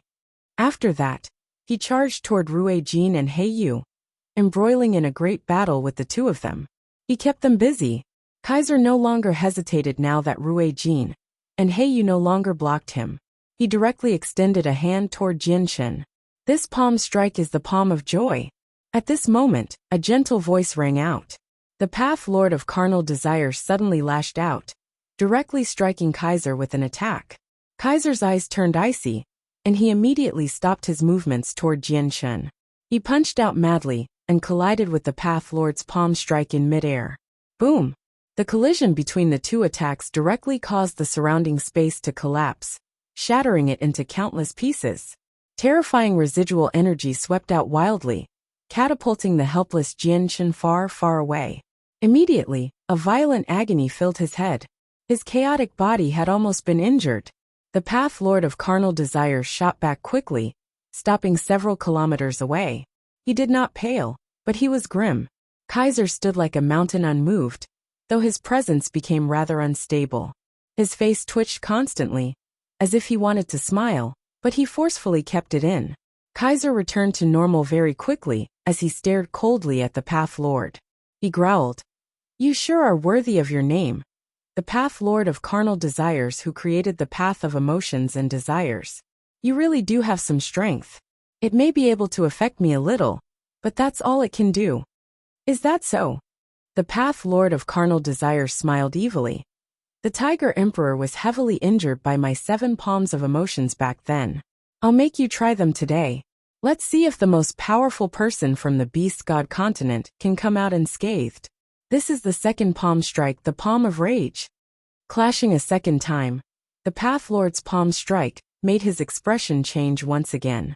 The ruler of the Beast God continent was extremely easily enraged. As such, not only did the attack easily trigger the fury hidden within Kaiser, it quickly expanded to the point where it almost lost control. However, Kaiser was still a Saint Emperor in the end. He forcefully repressed his emotions very quickly and returned to his previous state. On the other hand, the Path Lord retreated several kilometers once again. The third palm strike, the fourth palm strike, the Path Lord of Carnal Desire struck out 7 times. Each palm strike contained different emotions, triggering all 7 emotions within Kaiser. Although it failed to injure him, he ended up in a horrible shape from the mental shock. The Path Lord retreated several dozen kilometers after the 7 palm strikes. He was stern. Path Lord, I have already experienced your 7 palms of emotions. However, I wonder if you can endure a few punches from me? Kaiser yelled out. His presence had become even messier now as all of his emotions had been set off. Although they were forcefully suppressed, they still created a mess in his mind, especially when directly opposite emotions appeared at the same time. It made him feel like his mind was going to break. Fusion of the 7 emotions, palm of severance, said the Path Lord of Carnal Desire softly, before pushing out gently. Watch as I break your palm of severance. Beast King Punch. Kaiser roared angrily, and a punch that contained indescribable laws of the world went up to meet the palm of severance. Kaiser's punch was much more powerful this time than before. The Path Lord of Carnal Desires was thrown back several dozen kilometers before finally coming to a stop. A sliver of paleness immediately appeared on his face. As the Path Lord shot backward, Kaiser's expression changed greatly as well. He produced a painful grunt. He was not injured by the force of the palm strike, but was instead affected by the palm of severance. The palm of severance was different from the attacks of the 7 emotions before. The 7 palm strikes earlier would intensify the 7 emotions of a person, while the palm of severance would sever the emotions. Struck by the attack, Kaiser felt like something extremely important had been forcefully yanked from his soul. His soul felt empty, and also experienced a sharp pain at the same time. The emotions rampant in Kaiser, due to 7 attacks from the Path Lord, had been forcefully severed by the palm of severance. It was like forcefully digging out all the organs in Kaiser's body, only leaving behind a shell. The 7 palm strikes earlier had magnified the 7 emotions endlessly, essentially planting the 7 emotions as seeds in the Kaiser's mind. Then it germinated, taking up all of his thoughts. Afterward, the Path Lord used the palm of severance to sever the emotions, succeeding in injuring his opponent's soul. The palm of severance was not truly severing the emotions of the opponent, but a special way to injure the opponent's soul. The palm of severance could be used on its own, but if the 7 attacks were used beforehand and triggered the emotions of the opponent, its strength would be multiplied by forcefully removing those emotions. Kaiser was truly worthy of being a Saint Emperor, as he recovered very quickly. However, he was unable to mend the damage to his soul. He stared at the Path Lord with a sunken face. Your palm of severance really has broadened my horizons, but it has failed to injure me heavily. My soul has only sustained light injuries, while my Beast King punch has made you suddenly suffer quite heavy internal injuries. You're not my opponent. I still have the palm of desireless after the palm of severance, and then the palm of desireless severance. It's still too early to discuss who wins, said the Path Lord. The light in Kaiser's eyes flickered as he growled. Looks like the Tianyuan continent insists on keeping the winged tiger god. Are you not afraid of a full-blown war between the 2 continents? I only do what I want to do. Go discuss the safety of the continent with the 10 protector clans and mercenary city. However, you intruded on my Tianyuan continent today. I don't really care about the safety of the continent, but I am still a human Saint Emperor. How can I just watch you foreigners act as you wish on the territory of humans? Now, please leave the continent immediately, said the Path Lord of Carnal Desires. He also understood that if he wanted the winged tiger god, he needed to keep it on the Tianyuan continent first. He would have no chance at all once it ended up on the beast god continent. Kaiser sneered. Path Lord, you are indeed capable of keeping me busy temporarily, but don't forget that my beast god continent has 3 Saint Emperors. Kaiser then looked toward Sangxiong and said, Peng Emperor, keep the human Saint Emperor busy. I'll go rescue the winged tiger god. It cannot remain in the hands of the humans no matter what. Sangxiong looked back at Kaiser and said, I only came with intentions for the origin energy. Unless the winged tiger god is willing himself, I will definitely not be taking it back forcefully, because this is an offense of disrespect toward the beast god. Chapter 981. Resolution. Sangxiong spoke nonchalantly. He felt no fear toward Kaiser, as he was also one of the people in control of the beast god continent. He controlled a third of the land along with Kaiser and Lankiros. Although some difference in strength existed between the 3 of them on the beast god continent, their statuses were the same. Kaiser's face sank as he heard what Sangxiong said. He glared at Sangxiong and said angrily, Sangxiong, as a part of the beast god continent, you should be thinking for the beast god continent. The winged tiger god is the beast god of our continent, so we need to bring it back no matter what. Sangxiong, the winged tiger god has ended up in the hands of humans. It's in danger right now. You're still one of the people in charge of the beast god continent.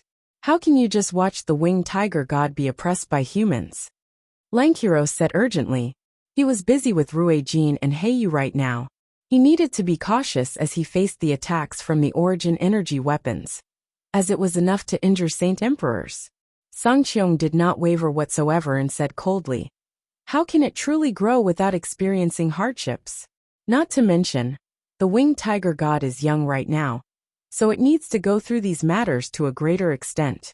Moreover, the winged tiger god is a beast god. It possesses the body of a beast god, so how can it be injured so easily by others? I will naturally appear to help it when it truly faces danger. With that, Sangxiong stared deeply at the battle between Lankiros and the other 2, before directly leaving through a space gate he created. He had returned to the beast god continent. Sangxiong's departure caused the expressions of Kaiser and Lankiros to both become extremely ugly. They were both busy with the Path Lord of Carnal Desires as well as Ruijin and Heiyu, so they had no extra energy to go capture Jianshen and take the winged tiger god. The experts from Mercenary City and the 10 protector clans were also spectating the battle from the surroundings. The experts from the Tianyuan continent immediately sighed a breath of relief with the departure of a Saint Emperor from the Beast God continent. With one less Saint Emperor, it was much less pressure. They could devote more energy into dealing with Kaiser and Lankiros. Guests of the Beast God continent, please return, said the Path Lord of Carnal Desires. Kaiser's eyes flickered for quite a while as he hesitated. He too understood that the two of them were unable to take advantage of the current situation. So he immediately swung his hand. A space gate appeared before him. Then he straightforwardly left through it after he eyed Rui Jin and Heiyu coldly. With Kaiser's departure, Lankiros stopped his fight with Rui Jin, and Heiyu as well. He immediately backpedaled, gazing at Jin Chun and the weapons and armor on Rui Jin and Heiyu for a while. He said coldly, "I'll let you off for today. Next time, you won't be so lucky." Lankiros also ripped open a space gate and left through it after throwing this threat down. The region of space immediately fell into a temporary silence with the departure of the three Saint Emperors. The three Saint Emperors had stayed here for less than 10 minutes from arrival till departure. However, everything that had occurred in that short amount of time was enough for people to think about for quite some time. The battle between the Path Lord of Carnal Desires and Kaiser was particularly sensational, shocking everyone present. The strength of the Path Lord's 7 emotions and 6 desires attacks had exceeded everyone's imaginations. Rui Jin and Heiyu stowed their weapons away, but remained clad in the origin energy armor. They would rely on the armor to withstand attacks from Saint Emperors. Human Saint Emperor, our battle has yet to conclude, Rui Jin said as he looked at the Path Lord of Carnal Desires. The pearl that could block soul attacks remained floating above them, encasing the two of them with a glimmering light. The Path Lord of Carnal Desires looked at the pearl for a while as a sliver of sternness flashed through the depths of his eyes. He said hoarsely, "Which side do you belong to?" "We are independent. We belong to no side," said Rui Jin. A hidden sliver of loneliness flickered through the depths of his eyes, but it disappeared very quickly. "If that's the case, there's no need for us to keep fighting. You can go," said the Path Lord of Carnal Desires. He no longer had any interest in fighting the two of them, because his most powerful attack was not physical, but his soul attacks he had created. Now that both Rui Jin and Heiyu possessed protective treasures, the pearl for soul attacks and the armor of physical attacks, he could no longer do anything to them. Victory would be difficult to discern, even if they kept fighting. Rui Jin and Heiyu looked at each other and accepted this outcome. They did not force him to keep battling, also giving up on any intent to keep fighting. Afterward, they both arrived before Jian Shen, who seemed to be in a rather horrible shape. Rui Jin asked him, "Brother Jianshin, are you fine?" The expressions of the people from the 10 protector clans changed slightly when they saw that Jianshin actually knew Rui Jin and Heiyu. An ill feeling had already begun to loom faintly over their hearts, while the people of the Changyang clan were all delighted. They had personally witnessed Rui Jin and Hei's strength. Although they were Saint Kings at great perfection, they were difficult to deal with even when for a Saint Emperor. Jianshin smiled as he looked at the armored pair. He replied, "I'm fine. Thank you seniors for helping me. It's just a small matter. There's no need to be so polite." Heiyu waved a hand and said uncaringly. It seemed like he had done something not worth mentioning. Heiyu's attitude warmed Jianshin's heart. He did not think it was a small matter. If it were not for the assistance from Heiyu and Rui Jin, he would not have been able to resist at all when faced up against the Path Lord of Carnal Desires. His Octoterra Divine Hall would have been destroyed, and the White Tiger taken in the end. Even the Saint Artifact would not have been enough to protect him. It was extremely likely it would be broken into pieces by the Path Lord of Carnal Desires. Although the artifact's spirit possessed the strength of a Saint Emperor inside the artifact space, it was still an auxiliary artifact in the end. It did not possess much battle prowess. Even if the artifact's spirit possessed the power of a Saint Empire, it was probably the weakest kind. It was not the Path Lord of Carnal Desires' opponent. The Divine Hall's defenses were equivalent to the Saint Artifact. All it could do was block attacks from Saint Kings, and would become damaged once it received attacks on the level of Saint Emperor, or even break. The Path Lord of Carnal Desires tightly furrowed his brows when he saw how close Jianshen was with Ruijin and Heiyu. The fact that Jianshen was a member of a protector clan did not scare him. It was Ruijin and Heiyu that pained him greatly. Crap. I didn't think Jianshen would be so close with the two of them. What do I do now? And they seem to care very much about the winged tiger god. If they take part in protecting the winged tiger god, how do I take it from Jianshen? The Path Lord of Carnal Desires thought as he stood still. He glanced toward the 10 protector clans from time to time as the light in his eyes flickered. The people from the protector clans all became uneasy. Light flickered in their eyes, as if they were hesitating something. Only the Changyang clan was ecstatic, to the point where their joy had reached an absolute limit. Meanwhile, the people from the Pure Heart Pavilion remained calm. To them, it was enough as long as the winged tiger god did not end up in the hands of the beast god continent. They did not care at all which protector clan it ended up with. Ruijin secretly glanced past the people from the protector clans and the Path Lord of Carnal Desires. He said to Jianshen, "Do you have any unfinished business, brother Jianshen?" Jianshen immediately looked toward the great elders of the Yuan sect when he heard that, before finally shaking his head after hesitating slightly. Ruijin and Heiyu had already helped him enough. They had first saved his life on Dragon Island by helping him avoid the pursuit of the dragon souls, and then helped him retrieve the dragon's saliva. Then, they had helped him stop the Path Lord and the Saint Emperors of the Beast God continent this time. He had owed them enough, and did not want to deepen the debt. "Since you've dealt with all your business, let's not stay in outer space anymore, and return to the continent," said Ruijin. Afterward, he grabbed Jianshen's shoulder and flew toward the Tianyuan continent. The 10 protector clans and the Path Lord of Carnal Desires hesitated slightly as they watched the three of them fly off. In the end, they did not stop them and dispersed instead. Although Jianshen's name was not guaranteed to resound through the entire continent after what had happened this time, his strength had been witnessed by several ancestors of ancient clans and a few independent saint kings. Through them, Jianshen's infamy and terror would definitely spread through all the ancient clans, making them all fear him. This battle had basically consolidated his power and status on the Tianyuan continent. Jianshen returned from outer space and directly arrived in the air above Flame City. He glanced coldly past the people of the Extinguishing Alliance as Ruijin and Heiyu hovered beside him. The Extinguishing Alliance was already in a state of high alert, as over 20 saint rulers floated in the air as they gazed toward outer space. Their expressions immediately warped when they saw Jianshen return unharmed. Chapter 982. Retaking Flame City. Why, you're actually still alive. How is it possible for you to return alive after the 10 protector clans have personally descended? You're still not dead. How is that possible? The expressions of the saint rulers of the Extinguishing Alliance all changed as they shouted out. They were dumbstruck by the fact that Jianshen had returned safely, overwhelmed with disbelief. Although they did not personally witness the battle that had occurred far away, they still knew about the arrival of the protector clans. According to their understanding, Jianshen should have died at the hands of the protector clans long ago. This made it completely impossible for him to return.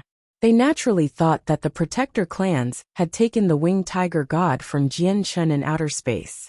They imagined that a great battle had erupted as they fought for the winged tiger god. They did not anticipate Jianshen's safe return. Jianshen could not help but sneer as he saw the shocked saint rulers. "Looks like you all would have loved it if I had died, but I'm sorry to disappoint. Not only did I survive, I have returned fine.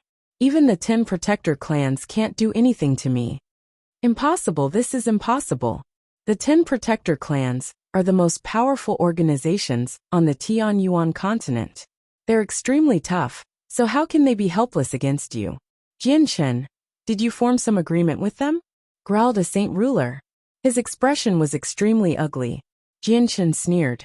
"You still don't have the right to know about that. Now, it's time for you to pay the price for the idiotic actions you did all those years ago. My flame mercenaries will be retaking Flame City today, and no one can stop me." Even the protector clans can't stop me. Jianshan spoke extremely loudly, causing his voice to echo through the surroundings. Everyone in the city heard his words clearly. Immediately, the Extinguishing Alliance began to panic. Fear overwhelmed many people. The people who were originally part of the Flame Mercenaries and had defected to the Extinguishing Alliance began to regret. If they knew that Captain Jianshan would return so powerfully, they would not have changed sides in the very beginning. The saint rulers of the Alliance all became sheet white. They had lost all heart to resist after witnessing Jianshan's strength. Even the fifth heavenly layer Saint King, by Yifei, had been slain by him easily. With this being the case, how could they resist with their current strength? Although they possessed a supreme advantage in numbers, the difference between Saint Ruler and Saint King was as large as a chasm. Jianshan, we will immediately lead our people out of Flame City and swear that we will never become enemies of the Flame Mercenaries again, said a Saint Ruler. He had also begun to refer to Extinguished City as Flame City again. You devastated my Flame Mercenaries all those years ago and occupied Flame City for so much time. Do you really think this matter will be dismissed so easily? You wish, sneered Jianshan as powerful killing intent flickered in his eyes. The Saint Rulers paled even further when they sensed Jianshan's dense killing intent. One of them explained hurriedly, Jianshan, listen to us. The things we did all those years ago were spurred on by Jian. We had no other choice either. The prime culprit is Jian and not us. Jianshan's eyes turned cold. Do you really think I'm easy to fool? As he said that, his emperor armament appeared in his hand. It radiated with a terrifying energy, causing the surrounding space to warp and almost shatter. The saint rulers of the alliance began to panic even more.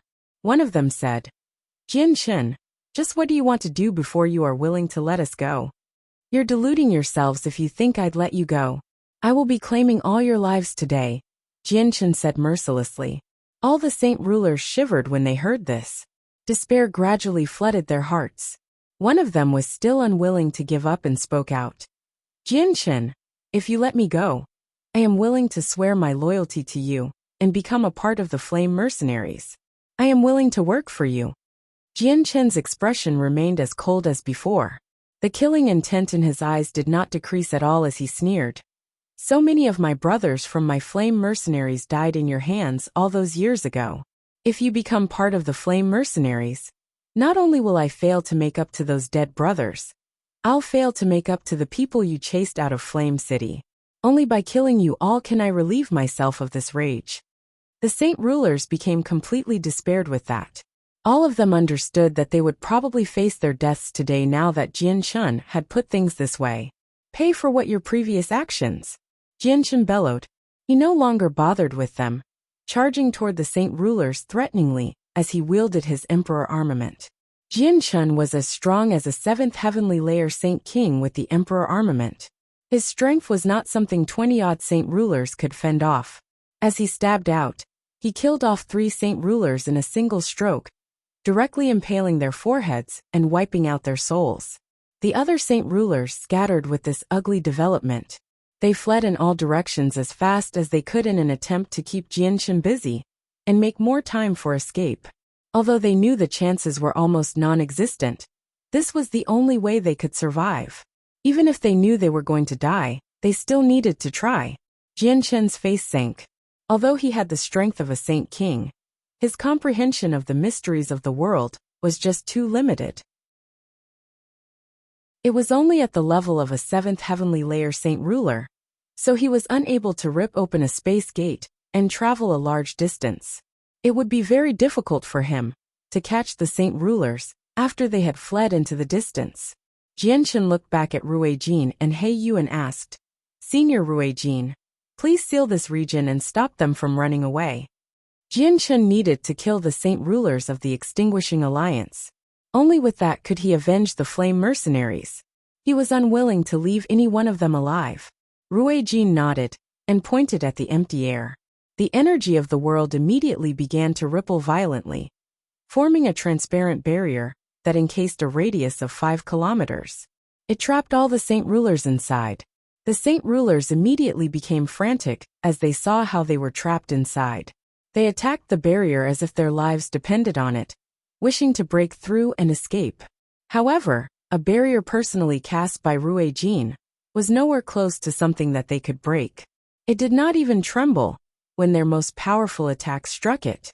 "I'd like to see where you run off to now." Killing intent surged from Jianchun. He collected their lives one by one with the emperor armament. Although some of them resisted, it was pathetic and of no use whatsoever. In the blink of an eye, the saint rulers were all killed by Jianchun. The barrier around the area disappeared, and the saint ruler corpses all fell out of the air and landed on the ground heavily. Many people from the alliance witnessed this scene, where over 20 saint rulers were slain. They all became stunned and despair flooded their gazes. Jianchun's fury finally let up slightly after killing the saint rulers. He looked toward the millions of people in the city. After a slight deliberation, he did not attack them in the end. With the growth of his strength, Jianchun's outlook and mental state had also improved. With his current status, he had no need to be petty with the ant-like people before him. There were several million people in the city. If he killed all of them, he would have committed a massacre and suffered the punishment of celestial decay. Existences at Saint Ruler and beyond could not kill ordinary people casually. It was fine if they only killed a few, but if they took the lives of too many, they would suffer celestial decay.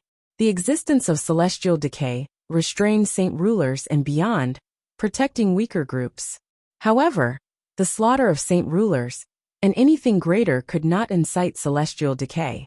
"People of the Extinguishing Alliance, leave the city immediately if you want to live," called out Jianchun from the air.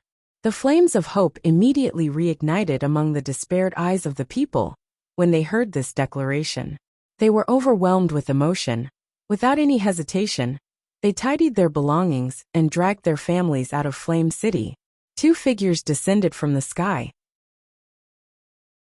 They were the Grand Elder of Mercenary City, Tianjin and Houston. The two of them watched on with smiles as the people of the Extinguishing Alliance left the city. "Looks like we were just over-worrying. Jianchun has not become blinded by hatred and did not start a massacre in the city," Houston said in relief. "Sigh, Jianchun is still too young after all.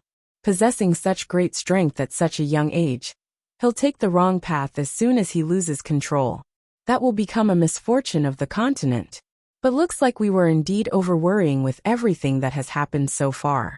Jianchun may be young and may get involved with conflicts as he does things, but he should be fine on the whole," sighed Tianjin. "His strength has grown to an unbelievable level in just a few short years. He's also obtained an emperor armament and a divine hall. He must have been involved in a lot of bloodshed in those years. Once he deals with his matters, I'll get him to settle down in Longevity Valley for 10 years and get him to properly calm down. It'll be helpful to him," said Houston. Another few people descended from the sky. The great elders of the Protector Changyang clan had arrived as a group, floating nearby as they watched Flame City quietly. "Sigh, he still wants to take back the city and develop his own organization. Is this supposed to be a good thing?" Changyang Zuxiao sighed deeply. He was filled with helplessness. The Protector Changyang clan could no longer control Jianchun. Since Jianchun wanted to take back Flame City and break the rules between the Protector clans, all they could do was stand to one side obediently. They did not dare to get in the way. Changyang Qingyun stared at Jianchun from afar as light flickered in his eyes. "He is a member of our Changyang clan no matter what. This is an unchangeable fact." Chapter 983. Returning to the Changyang clan, Jianchun naturally discovered Houston, Tianjin, and the great elders of the Changyang clan. He dismissed his thoughts and glanced toward the people from the Changyang clan, before casually looking toward Tianjin and Houston. He immediately flew up to them and bowed courteously toward Tianjin and Houston. "I greet Senior Tianjin and Uncle Xiao." Jianchun was an awe-inspiring expert now, but he still retained some respect from the bottom of his heart toward Tianjin and Houston. This respect did not vary with his increase in strength. Tianjin looked at Jianchun with a mix of emotions and sighed gently. "Thinking back to when I first met you, it was during the time the last gathering of mercenaries was held. You were still a small Earth Saint Master. Yet your strength has reached an unimaginable level in just a few dozen years. It really is unbelievable. Tianjian became emotional as melancholy filled his face. He seemed to be thinking back to when he first saw Jianshen. Jianshen immediately became absent-minded when he heard this, as if he too was thinking back to everything that had happened then. Houston looked at Jianshen happily and said with his old voice, "Jianshen, you really haven't made me disappointed." It was just a mere sentence, but it conveyed Houston's happiness and approval toward Jianshen. Jianshen conversed with Houston some more, before Tianjian spoke out. "Jianshen, the great elders of the Protector Changyang clan are right on the other side. They're still members of the extended Changyang family, so you should still go meet them." Jianshen turned around and stared at the great elders when he heard that. The light in his eyes flickered uneasily, but he did not go over in the end after some hesitation. "Jianshen, you've only just returned from the Sea Realm, so there are quite a few things waiting for you. Go do what you need to do. After you're done, come to Longevity Valley. I have some things I want to ask you," said Uncle Xiao. He was filled with suspicion toward Jianshen's divine hall, but chose not to mention the matter at this very moment. "Yes, Uncle Xiao," Jianshen replied. Afterward, Houston left through a space gate, returning to Longevity Valley with a hoe on his shoulder to continue his plowing. "Jianshen, Mingdong and Tai Ta are cultivating in my mercenary city. Tai Ta's identity is rather sensitive, so come visit Mercenary City when you have the time," said Tianjian. Jianshen could not help but think of his parents' bodies that he had left at Mercenary City as soon as he heard the city's name mentioned. His iron heart immediately began to ache slightly. "Senior Tianjian, I will head over immediately to Mercenary City after I deal with the matters at hand," Jianshen declared. Originally, the first thing he wanted to do as soon as he returned to the continent was revive his parents. However, he had left for so long and things had happened to the Flame Mercenaries. This made him miss Bai Lian and the others very much, so he wanted to go back and see them. Tianjian stared deeply into Jianshen's eyes before leaving as well. He returned to Mercenary City. The only ones that floated in the air now were Rui Jin, He Yu and Jianshen, as well the great elders of the Changyang clan. The great elders all cast mixed gazes toward Jianshen from afar. They originally wanted to saw some things to Jianshen, but then they thought about what they had said, and the choices they made when Jianshen faced up against the other protector clans. These thoughts shut them up at the same time. Back then, they were indeed afraid of standing with Jianshen and helping him resist the other protector clans, but they were filled with regret now. If they had known that Jianshen had the help of Rui Jin and He Yu, two experts who could fight Saint Emperors, they would have had no need to fear the other protector clans. Jianshen arrived before Rui Jin and He Yu, thanking them one more time. Afterward he said, "Senior Rui Jin, can you create a space gate that directly leads to the Jessen Kingdom?" Rui Jin naturally would not have agreed before because of his status as a Dragon King, but it was different now. He agreed without any hesitation, personally ripping open a region of space to form a space gate. Jianshen left through the space gate and directly arrived outside Lore City, while Rui Jin and He Yu also followed along. They tailed Jianshen into the city. The great elders watched Jianshen leave, but none of them said anything. They all knew that Jianshen did not want to admit himself as a member of the Protector Changyang clan. A long while later, Changyang Zhu Xiao sighed deeply and said, "Kicking out Changyang Zhu Yingkong all those years ago was a wrong decision. By the look of things, we seem to have made a wrong decision yet again just now." The great elders all stood silently. Changyang Qing Yin only spoke out after a while. "Let's go to the Changyang clan of Lore City." Jianshen's return to the clan resulted in utter joy throughout the entire place. All the elderly and important members came out to welcome him. To no surprise, the people who lead them was Changyang Zhu Yiyin and Changyang Zhu Yinkong. Changyang Zhu Yiyin was deeply grateful toward Jianshen, so as soon as she met him, she did not try acting superior due to her seniority at all. She grabbed his hands enthusiastically, constantly thanking him. She understood that if it were not for Jianshen, she probably would not have been able to see her son ever again. Jianshen learned the woman's identity from Changyang Zhu Yinkong.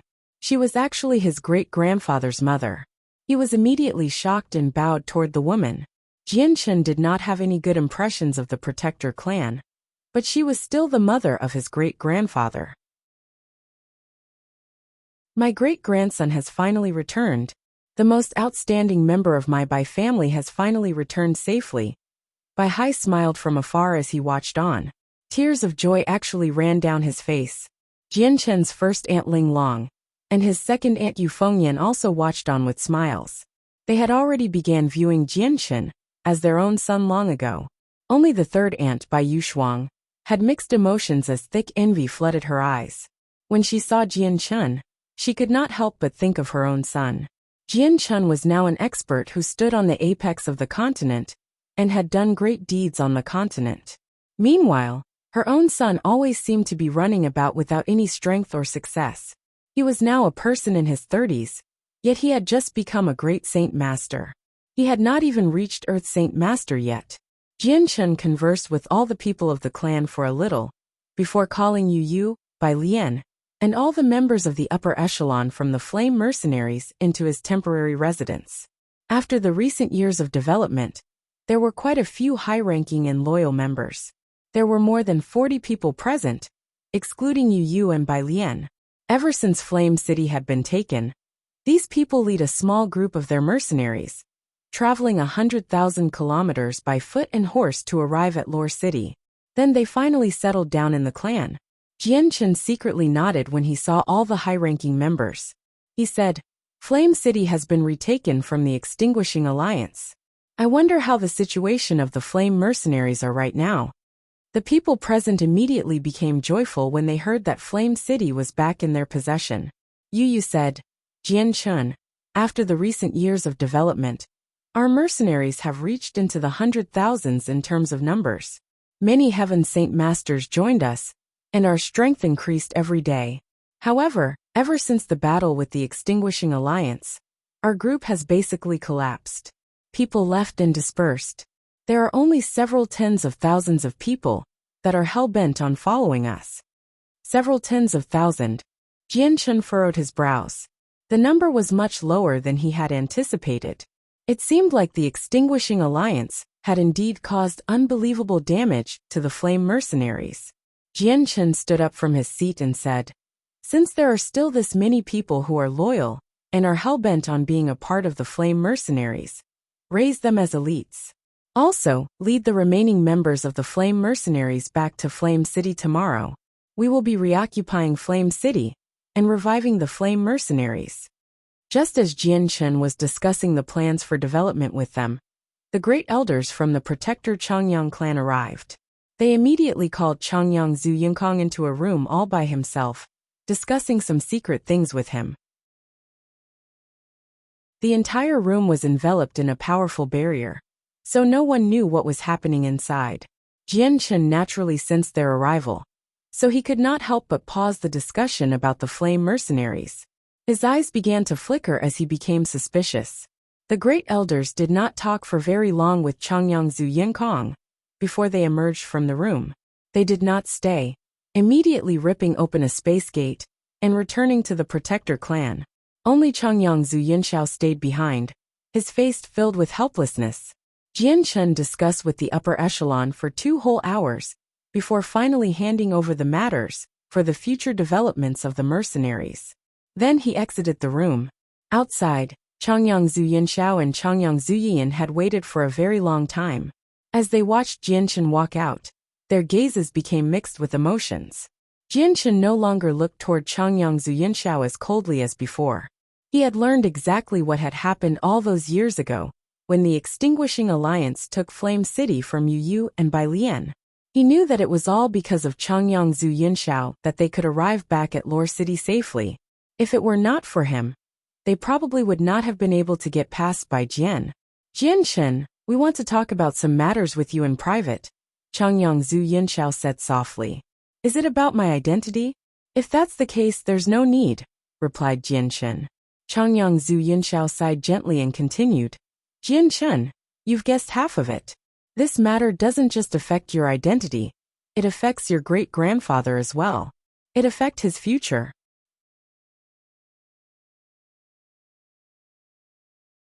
Chapter 984. Tip of the iceberg. Jian Chen's gaze immediately froze when he heard that it would relate to his great-grandfather Changyang Zhu Yunкong's future. He could disregard the protector clan, but in no way could he just ignore his great-grandfather. Only Jian Chen understood just how much agony his great-grandfather had suffered in the past years. He had essentially lived a life where he would much rather be dead back on Three Saint Island. Jian Chen followed the couple into a room, and Changyang Zhu Yunxiao personally cast down a barrier. Jian Chen's heart immediately shivered when he saw how cautious Changyang Zhu Yunxiao was acting. He now understood that what they were about was going to be quite significant. With the barrier set down, Changyang Zhu Yunxiao and Changyang Zhu Yin crossed their legs and sat down before Jian Chen. The two of them looked at Jian Chen with extremely mixed gazes. This was the first time they had ever needed to treat a junior as an equal despite their statuses. Jian Chen sat down on the cold floor as well and looked at the couple calmly. He did not try to initiate the conversation. Changyang Zhu Yunxiao could only break the silence himself given that Jian Chen was unwilling. He coughed twice and said, "Is your name Jian Chen, or is it Changyang Xiangtian? Great-grandfather, you should call me Jian Chen. I like that name very much, and I've used it for so long already. I don't want to change it back." Jian Chen said with no further consideration. Changyang Zhu Yunxiao was Changyang Zhu Yunкong's father, so he was Jian Chen's senior by countless generations. As they were all his senior, Jian Chen just referred to them as great-grandfather or great-grandmother. Changyang Zhu Yunxiao sucked in a deep breath and said helplessly, "All right, then I'll call you Jian Chen." He paused slightly there, before continuing, "Jian Chen, the reason why I've asked to talk to you this time is actually in regards to your great-grandfather Changyang Zhu Yunкong. You should know about the seal in his head, right?" Jian Chen nodded his head but said nothing. He waited for Changyang Zhu Yunxiao to continue. A sliver of pain appeared on Changyang Zhu Yunxiao's face as he said, "Back then, Yunкong was expelled from our clan as he had committed a grave mistake, and a seal was implanted into his head, preventing him from reaching Saint Ruler for the rest of his life as a punishment. Originally, it would have been impossible for Yunкong to return to our clan again, but this changed 10 years ago. Due to some reasons, the great elders of our clan removed Yunкong's punishment together and allowed him back into the clan. He has become a member of the Protector clan again." Changyang Zhu Yunxiao paused once again as he stared deeply into Jian Chen's eyes. He said, "Jian Chen, do you know why the great elders were willing to remove Yunкong's punishment and let him back into the clan?" Jian Chen replied after coming to a realization. "If I've guessed correctly, it's related to the fact that the winged tiger god was with me. If I became a member of the Protector clan, the winged tiger god would also belong to the Changyang clan." "Correct, it was indeed because of you. Your existence brought hope to Yunкong's situation," said Changyang Zhu Yunxiao. He purposefully avoided the matter of the winged tiger god. But the seal remains in Yunкong's head, even though clan that has re-accepted him. Yunкong may be a saint ruler now, but his strength can no longer increase due to the seal.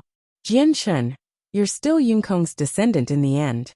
Do you really want to watch your great-grandfather stagnate at the first heavenly layer for the rest of his life? I hope you can help your great-grandfather and get the seal in his head removed." Changyang Zhu Yunxiao's voice made it seem like he was pleading.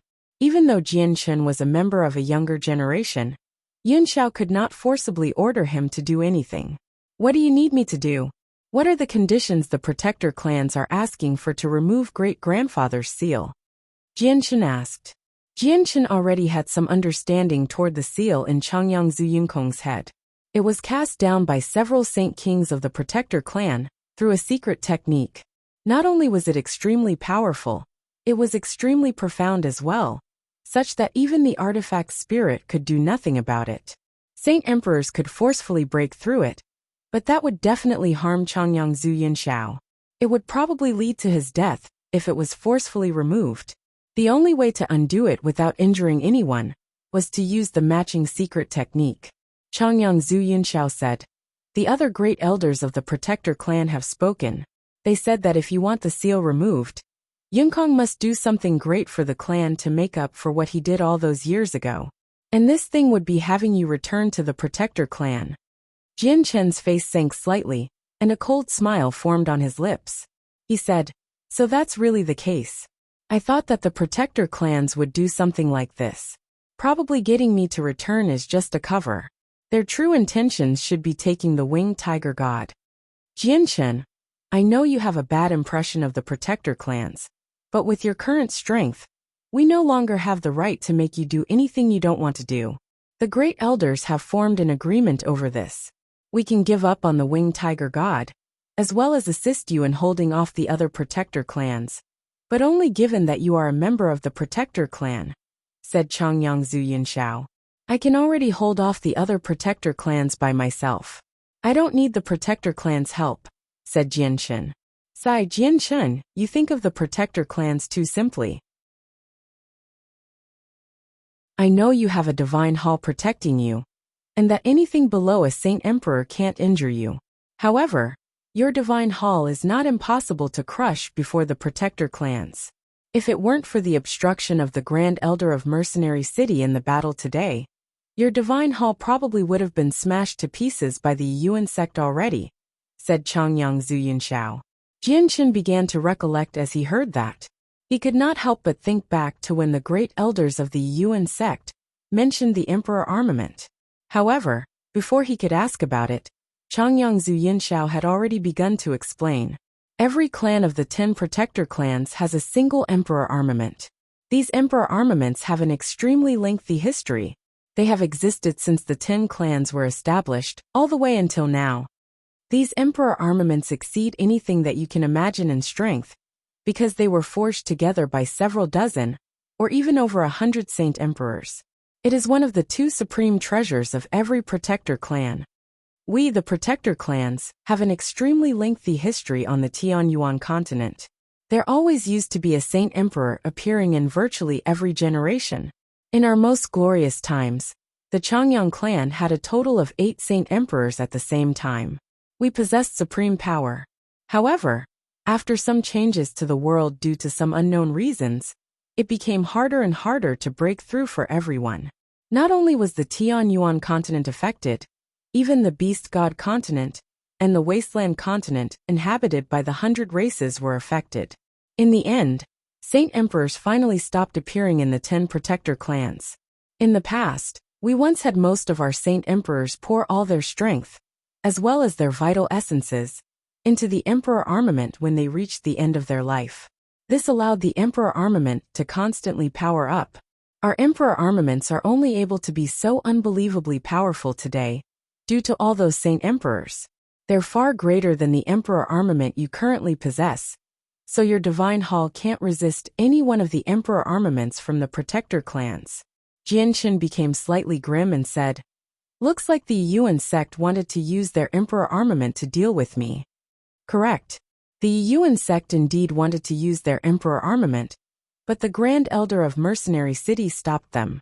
If it weren't for that, your divine hall would be in pieces by now," said Changyang Zhuyanshao.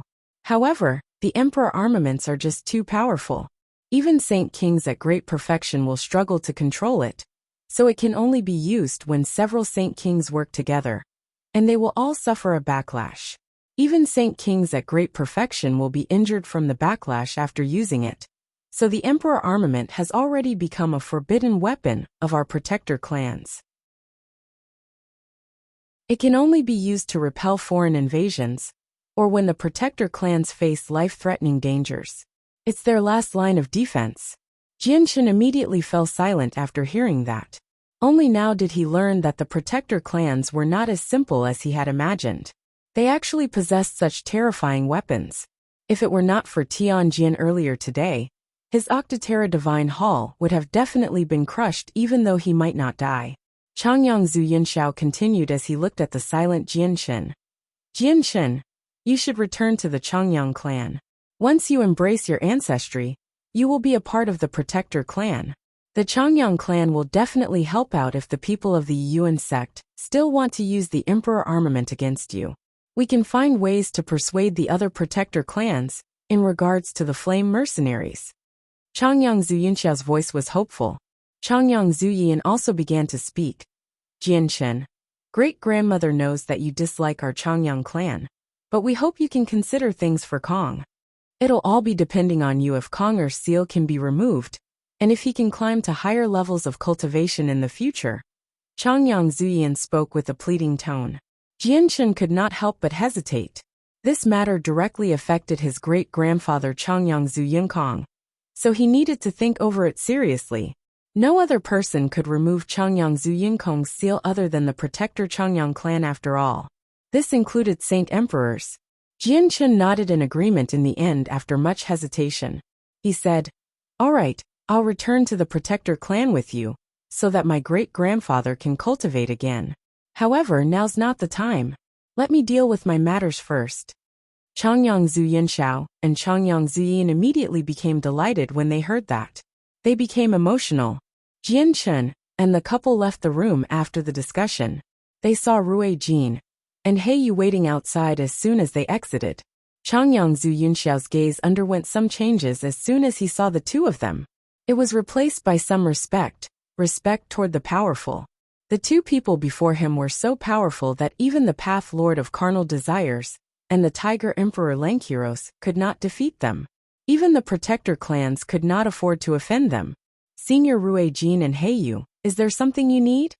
Jianshun asked. "Nah, it's nothing. We're just standing around, so that the people from the protector clans can't oppress you," smiled Heiyu. He was extremely friendly toward Jianshun.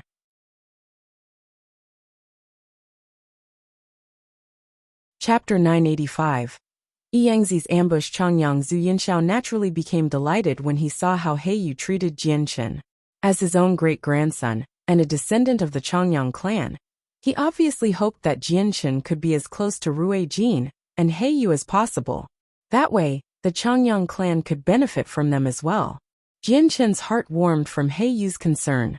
He said to the two of them, "Seniors, my Changyang clan eagerly welcomes the two of you as guests. If you like it here, why don't you stay for a few more days?" Heiyu looked at Rui Jin after hearing that, before smiling at Jianshun once again. "We really did consider that. We just don't happen to have a place to stay on the Tianyuan continent. So we might as well just settle down in your Changyang clan.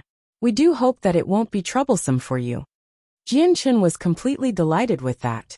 The Changyang clan could be considered as impregnable now that the two of them had settled down here.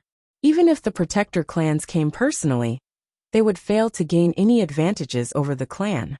"Don't say that. It is my honor that the two seniors are willing to settle down in my humble abode. I can't welcome you two enough, so how can it be troublesome?" Jianshun said hurriedly. He was extremely happy inside. Changyang Zuyinsha also became delighted. He quickly added some polite words. Only Changyang Zuyin, who did not know Rui Jin and Heiyu's strength, remained doubtful. However, she could guess that the two of them were definitely not simple, seeing how her husband treated the pair. Afterward, Jianshun quickly ordered the mercenaries in the clan to organize the best courtyard for Rui Jin and Heiyu, allowing the two of them to settle down. However, Jianshun still felt suspicious throughout this entire time. He was not very close with Rui Jin or Heiyu. He could barely even describe them as chance acquaintances. So he had no idea why Rui Jin and Heiyu would continue to help him regardless of the consequences. Not only did they become enemies of the Path Lord of Carnal Desires and the Saint Emperors of the Beast God continent, the two of them actually waited outside when he spoke with Changyang Zuyinsha just earlier. Jianshun was very surprised by this. Even when ignoring their great strength, just Rui Jin's status as a Dragon King made him countless times more prestigious than Jianshun.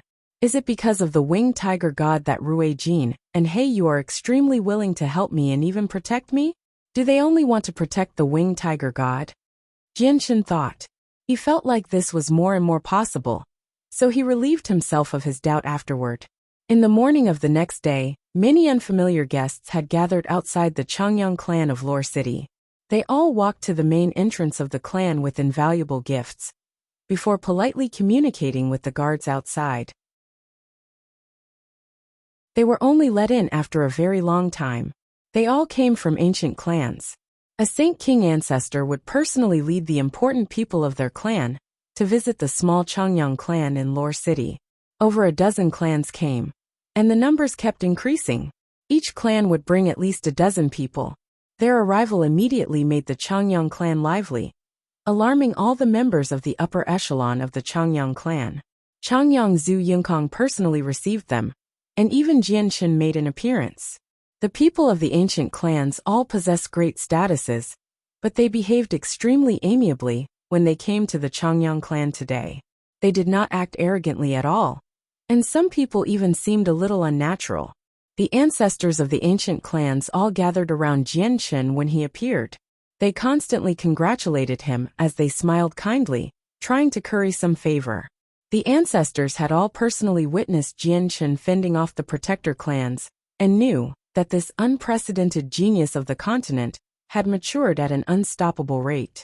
He had already become an existence that they needed to be wary of despite being less than 50 years old. He was so powerful that even the protector clans could do nothing to him. All the ancestors of ancient clans were extremely sharp. They could see Jianshan's terrifying talent and immeasurable achievements, and they all expected Jianshan to become something no less than a saint emperor. As a result, they all came to visit him at this moment, to form a friendly tie with him before he had reached Saint Emperor. Brother Jianshan, I never thought you would be an awe-inspiring expert now, making our clan's ancestor personally pay a visit. You really do make me envious. At this moment, an enchanting voice rang out from nearby. Jianshan heard it clearly. Turning toward the sound, Jianshan saw a lady in a pink dress standing with an elderly couple. She stared unblinkingly at Jianshan with mixed emotions. Jianshan could not help but think back to when he took part in the gathering of mercenaries at Mercenary City, where he first saw the woman. He immediately became melancholy, but he did not show it. He smiled toward the lady. Miss Tianmu Ling, I didn't know you had come as well. This lady was Tianmu Ling from the ancient Tianmu clan. 10 years had passed in the blink of an eye, yet her appearance was no different from before. She did not seem old at all, and the only change was that she seemed much more mature than before. My brother Jianshan, we haven't met in so many years yet you still recognize me. You sure make me so emotional, said Tianmu Ling with a giggle. She smiled seductively, as beautiful as the blooming of flowers. She paid no attention to the weird gazes that the ancestors from the other ancient clans looked at her with. Probably only Tianmu Ling would dare to speak so brazenly to Jianshan out of all the people that had come today. However, Tianmu Ling was nowhere near as calm as she seemed on the surface. Her heart had already begun to churn long ago. She was definitely not calm. Back then, she was still someone who had the same level of cultivation as Jianshan, also taking part in the gathering of mercenaries. She was part of the 5 experts. There was a slight difference between their strength, but it was nothing that could not be made up for. Yet now, Jianshan had become a supreme expert, standing as an equal to the ancestor of her clan. Many Saint King ancestors from other ancient clans had also personally come to visit, treating him extremely politely and courteously. It was glorious for him. On the other hand, she was still an Earth Saint Master. She had improved greatly throughout the years as well, but the difference between her and Jianshan was now at a dumbfounding level. The difference could be analogized as the sky and the earth. Tianmu Ling experienced extremely mixed emotions currently. She felt indescribably envious of Jianshan's current achievements, but she also felt a sliver of admiration. Back then, he was on the same level as me. Yet now he has become something that I can only look up to but never match. Tianmu Ling sighed inside. Ha ha ha. I never thought my friend Jianshan here would know my great-granddaughter. It really is her honor. The Saint King ancestor from the Tianmu clan immediately began to laugh from the bottom of his heart, as he saw how close Tianmu Ling was with Jianshan. The next day, the guests from the ancient clans all left. Afterward, even more ancestors from hermit clans paid a visit with valuable gifts. Jianshan allowed Changyang Zhu Yingkong, and Bai Hai to receive them, while he himself did not make an appearance. Instead, he left the clan all by himself and traveled toward Mercenary City. At the same time, the remaining members of the Flame Mercenaries left Lore City, under the lead of the high-ranking members, forming a huge group that they traveled toward Flame City. Jianshan left the Jessen Kingdom all by himself as he made his way toward Mercenary City. He was happy but also felt some mixed emotions. He was now a Class 7, Radiant Saint Master, so he could revive the dead. He could bring back his parents. Jianshan became uncontrollably excited when he thought about how his parents would be soon revived. He had waited for this day for far too long. Something suddenly happened as Jianshan was thinking about his parents. The space around him froze up in that instant, immobilizing him tightly. Jianshan was surprised by the sudden occurrence, and the random thoughts in his head disappeared in that instant.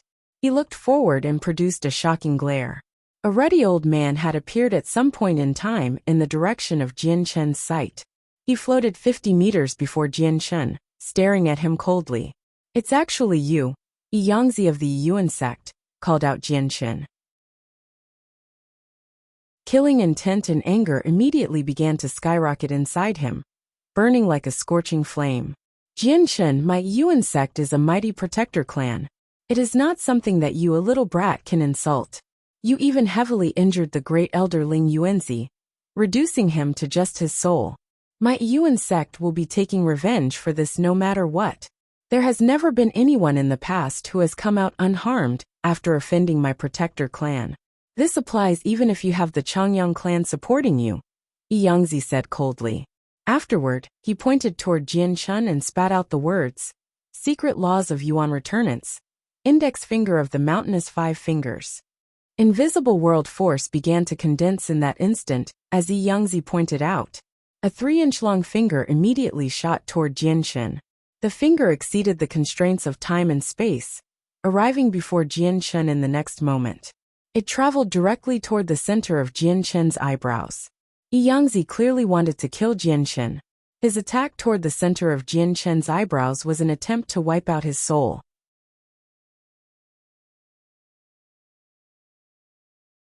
Chapter 986. Rui Jin's assistant Yangzi was extremely powerful. He was the most powerful member of the Yuan sect, having reached the great perfection of Saint King long ago.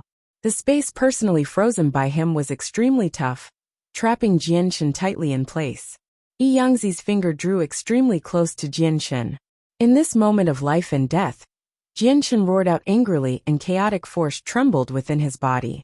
In the end, it flowed out like a flood, surrounding his body with black flames.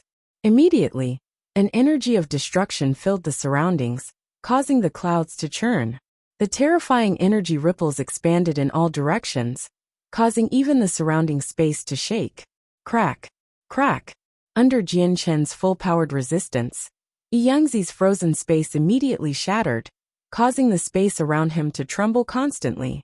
However, since Yangzi was brave enough to attack Jianshan, he had naturally timed himself extremely accurately. He did not give Jianshan any time to bring out the divine hall. Just as Jianshan broke free, the finger from Yangzi was already less than 3 inches from Jianshan's forehead. It continued toward his soul with an incomparable speed. Jianshan's eyes suddenly narrowed. He was completely unprepared, making him fall into the jaws of danger.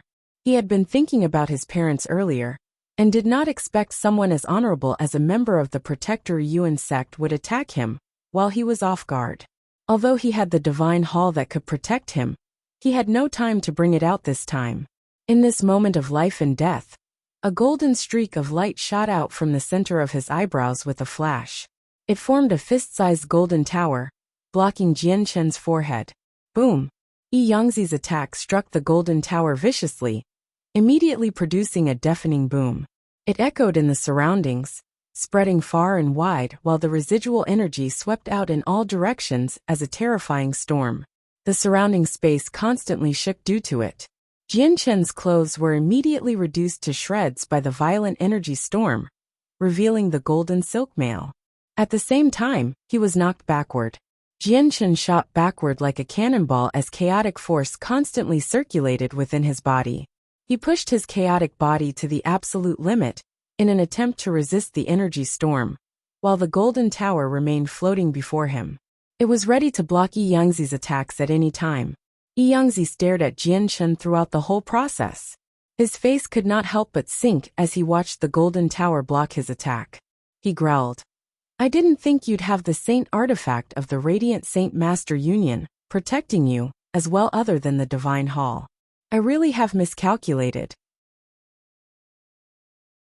He took a step out as soon as he finished speaking, crossing through the region of violent energy, and arriving behind Jianshen in an instant. He pointed toward the back of Jianshen's head this time. Jianshen's presence had flooded the region long ago, so he clearly sensed Yi Yangzi's movement. Under the control of his mind, the Golden Tower immediately moved to protect the back of his head. At the same time, he grabbed the Octotera Divine Hall with his right hand. Jianshen, you're dead now. Suddenly, Yi Yangzi's sneer rang through Jianshen's ears. He had appeared silently to Jianshen's left, pointing toward his head in a flash. However, there was still a Yi Yangzi behind him. Jianshen's face changed. He could feel the Yi Yangzi behind him, but the Yi Yangzi to his left of him was real as well. Two Yi Yangzis had suddenly appeared, shocking him greatly. Jianshen had still yet to completely expand the Divine Hall. He used the Saint Artifact to block the attack from the Yi Yangzi behind him, but he was powerless against the second Yi Yangzi's attack. In this crucial moment, all he could do was turn his head as hard as he could in an attempt to dodge the life-threatening attack from the second Yi Yangzi. Jianshen failed to dodge the attack completely even after using all he had. However, since he moved his head, Yi Yangzi's attack missed his soul and struck his face instead. It cut through his chaotic body easily. Jianshen's heart immediately shuddered coldly when he sensed Yi Yangzi's attack enter his body. The attack possessed great energy. If it erupted, it was enough to blow his head into pieces. At that time, he would be heavily injured even if he managed to survive. Without any hesitation, Jianshen basically threw his head backward, breaking away from Yi Yangzi's attack. Afterward, he backpedaled quickly, and the Octotera Divine Hall flew out of his hand at the same time. It quickly enlarged above his head. The second Yi Yangzi slowly disappeared. The remaining Yi Yangzi looked at Jianshen's injuries with regret. He thought, it's a pity that my control over the clone isn't great, or that attack would have taken his life. Jianshen immediately tried to enter the Divine Hall, as he paid no heed to his wound. Yi Yangzi's eyes immediately turned cold as he sensed Jianshen's intentions. He called out loudly, "Don't you dare enter the Divine Hall." The distance between them was nothing to Yi Yangzi. He took a step out and immediately traveled several dozen meters, arriving in between Jianshen and the Divine Hall. He swung downward with a palm strike, wanting to prevent Jianshen from entering the Divine Hall. Jianshen understood Yi Yangzi's strength, so he did not want to take him on forcefully at all. The Saint Artifact blocked the attack. Although Jianshen could hide inside the Saint Artifact, he would lose the ability to flee. This was because Yi Yangzi could take the artifact back to his protector clan, and then use the clan's Emperor armament to crack it open. As a result, Jianshen could only use the Saint Artifact to block things. He could not hide in it like the Divine Hall. Yi Yangzi's palm strike was so powerful that Jianshen was knocked far away along with the Saint Artifact. It widened his distance from the Divine Hall. Jianshen became extremely grim as he saw how he got further from the Divine Hall. With a thought, he quickly pulled it toward him. "Jianshen, with me present, I'd like to see how you enter the Divine Hall," sneered Yi Yangzi. He stepped out and arrived before Jianshen again, striking out with his palm. The great force knocked both Jianshen and the Saint Artifact backward once more. He remained a certain distance from the Divine Hall in the end. An extremely great killing intent appeared in the surroundings in that moment, making Yi Yangzi's expression change. Following this presence, a voice boomed out loudly. "I never thought that an esteemed great elder of a protector clan would ambush a junior here. Is this how the protector clans do things? I've finally witnessed it today." As the voice boomed out, the space 100 meters away began to ripple. Energy filled the empty space, and a space gate opened with difficulty as it resisted the messy collisions of energy in the region. Two tremendous presences began to radiate from within it. Yi Yangzi's expression changed drastically. He was extremely familiar with these two presences, as they belonged to the two experts who could fight even-handedly with the Path Lord of Carnal Desires and the Tiger Emperor. They were Rui Jin and Heiyu. Yi Yangzi was confident, but he did not believe that he was their opponent. Without any hesitations, he struck toward the forming space gate with a palm and shattered it. Do you think you can stop me from coming just because you destroyed my space gate? An angry roar boomed from afar. The voice constantly grew louder, and by the time it reached Jianshen's location, it had become thunderous. Rui Jin used a secret technique as he flew over from Lore City with incredible speed. From afar, a dazzling streak of golden light quickly approached the region, and a tremendous presence arrived with it. Yangzi became unprecedentedly stern as he watched Rui Jin rapidly draw closer. His eyes became filled with deep fear. He knew that he had to leave now, or he would be stuck here. Yangzi looked at Jianshen sternly and gnashed his teeth. Jianshen, I'll let you off today and let you live for a few more days.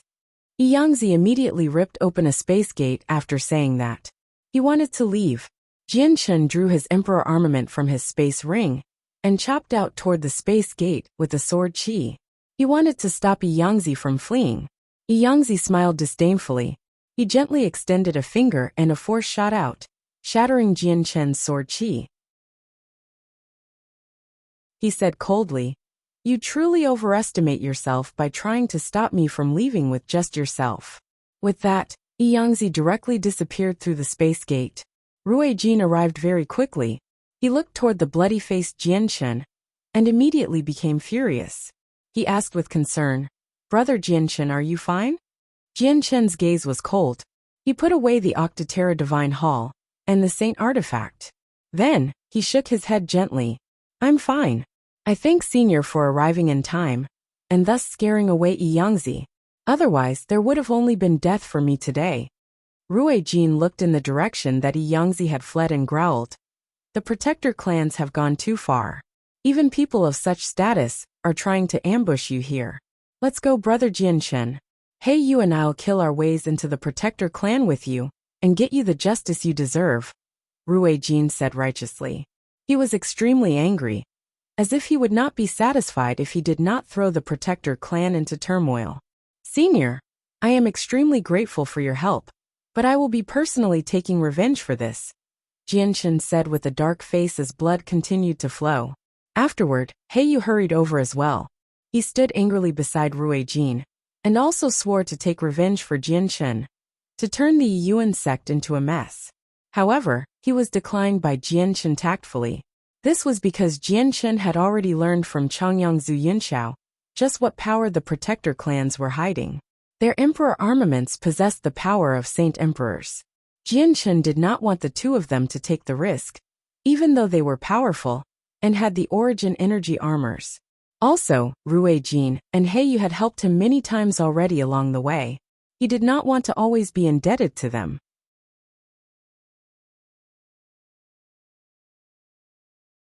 Chapter 987. Seeing Xiaoling again, Brother Jianshen. We'll talk about revenge in the future then, since you want to do it yourself. However, when the time comes, feel free to speak out if you need the two of us. We will help you with everything we have, Heiyu said seriously. He did not seem like he was joking at all. "I thank Senior's concern. However, when I become powerful enough to deal with the Yuan sect in the future, I might not need your help at all," Jianshen thanked with clasped hands. He was extremely grateful toward the two of them.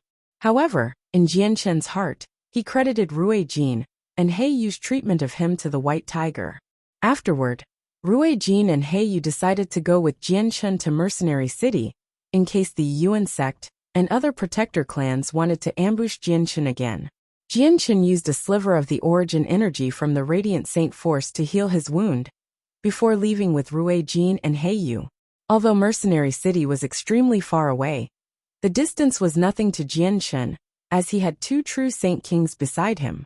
Heiyu directly ripped open a space gate and traversed the distance, arriving outside the city. Jianshen saw the huge, familiar barrier around Mercenary City from afar. He could not help but think of Xiaoling's naive smile. He had already learned just how terrifying and powerful Xiaoling was from the sea goddess. Although Xiaoling seemed like an 11 or 12-year-old, she possessed strength that did not match up to her appearance at all. Her actual age was at a dumbfounding level, and she originated from the ancient times. Several hundreds of thousands, or even millions of years had passed since then. Jianshen did not worry about his safety at all with the protection of Rui Jin and Heiyu. As a result, he let out the white tiger, who was suffocating inside before making his way toward Mercenary City, with Ruijin and Heiyu. The white tiger was unable to erase its presence like Ruijin and Heiyu. As soon as it appeared, the pressure from its bloodline as the winged tiger god naturally pervaded the surroundings, causing the magical beasts ridden by the mercenaries nearby to collapse onto the ground and tremble. They would not get up no matter how much the mercenaries urged them, confusing them all. Mercenary City did not change at all despite so many years. It was exactly the same as when Jianshan first came here. He could see groups of mercenaries in varying attires ride in and out of the city on magical beasts. The city was bustling. The white tiger leaped around on Jianshan's shoulders as the size of a cat, while it constantly blinked its small bright eyes. It constantly looked around, as if it found everything to be interesting. Big brother, it's Big Brother's smell. Xiaoling can smell Big Brother and Master's smell. Big Brother has finally come to see Xiaoling. Xiaoling misses Big Brother so much. Xiaoling's voice rang out as soon as Jianshan entered the barrier of Mercenary City. Jianshan heard it clearly, and Xiaoling's figure slowly materialized before him. Her young face was filled with happiness. Jianshan could not help but smile from the bottom of his heart after seeing Xiaoling's naive face. Xiaoling, Big Brother has come to see you. Xiaoling furrowed her brows and revealed a sliver of unhappiness. She pouted, bad Big Brother. Big Brother broke his promise. Xiaoling has waited for so long before you came to visit me. Xiaoling is very upset. Xiaoling is angry. Jianshan smiled bitterly. Xiaoling, it's not that Big Brother didn't want to see you, but I was forced into hiding somewhere else from the continent by the Protector clans and the Beast God continent. I only returned recently. Xiaoling, if I didn't do that, not only would it have been impossible for me to see you today, I would never be able to see you ever again. Jianshan did not notice Ruijin, and Heiyu looked toward him weirdly at all. He just devoted all his attention to Xiaoling. Only Jianshan could see her, while Ruijin and Heiyu could not sense her existence at all. To them, Jianshan was talking to empty air and smiling idiotically at it. He stood there as he mumbled to himself, as if he had lost his mind. Besides Ruijin and Beiyu, a few mercenaries and merchants passing by also noticed his strange actions. They all cast odd gazes toward him. Xiaoling lowered her head in thought after hearing Jianshan's explanations, and finally stopped furrowing her brows. She smiled sweetly once again and said naively, "Okay then, if that's the case, Xiaoling will forgive Big Brother then. But Big Brother has to come see Xiaoling often in the future. If those bad people want to bully Big Brother, just come to where Xiaoling is. Xiaoling will protect Big Brother and chase the bad people away." Jianshan nodded very much. Yeah, when Big Brother comes across bad people he cannot defeat, he'll be troubling Xiaoling. Don't worry Big Brother. With Xiaoling here no one can bully you, said Xiaoling as she smiled happily. Heiyu was finally at the bottom of his line, as he watched Jianshan constantly mumbling to himself. He touched Jianshan and stared at him in doubt. Brother Jianshan, are you fine? Why are you talking to yourself? Who are you talking to? Jianshan finally returned to his senses when Heiyu said that. Only then did he suddenly realize that no one else could see Xiaoling unless she wanted them to. Jianshan laughed dryly and said to Heiyu, "Senior, I was talking with a friend just then. The identity of my friend is relatively special. No one can see her unless she wants you to be able to see her." "Is that so? We actually can't see your friend with our strength?" Heiyu refused to believe that there were still people in the present day that could be so close to him, yet not fear him. That person would just be too terrifying. Even Ruijin struggled to believe this. He immediately mumbled inside as he saw how serious Jianshan was. Is there really such a terrifying existence in the present world? Jianshan paid no attention to Ruijin and Heiyu's shock and continued to talk with Xiaoling. "It's not convenient to talk here, Xiaoling. Let's go somewhere else." "Yeah, okay." Xiaoling nodded obediently. She was just about to disappear, but then her eyes lit up. She appeared beside Jianshan and sniffed him forcefully. She immediately cried out, "Big Brother, Master's smell on you is getting heavier and heavier." Did you see Master? Why does it smell like Master as well? And its scent is even heavier than Big Brother. Xiaoling was stunned as she pointed toward the white tiger.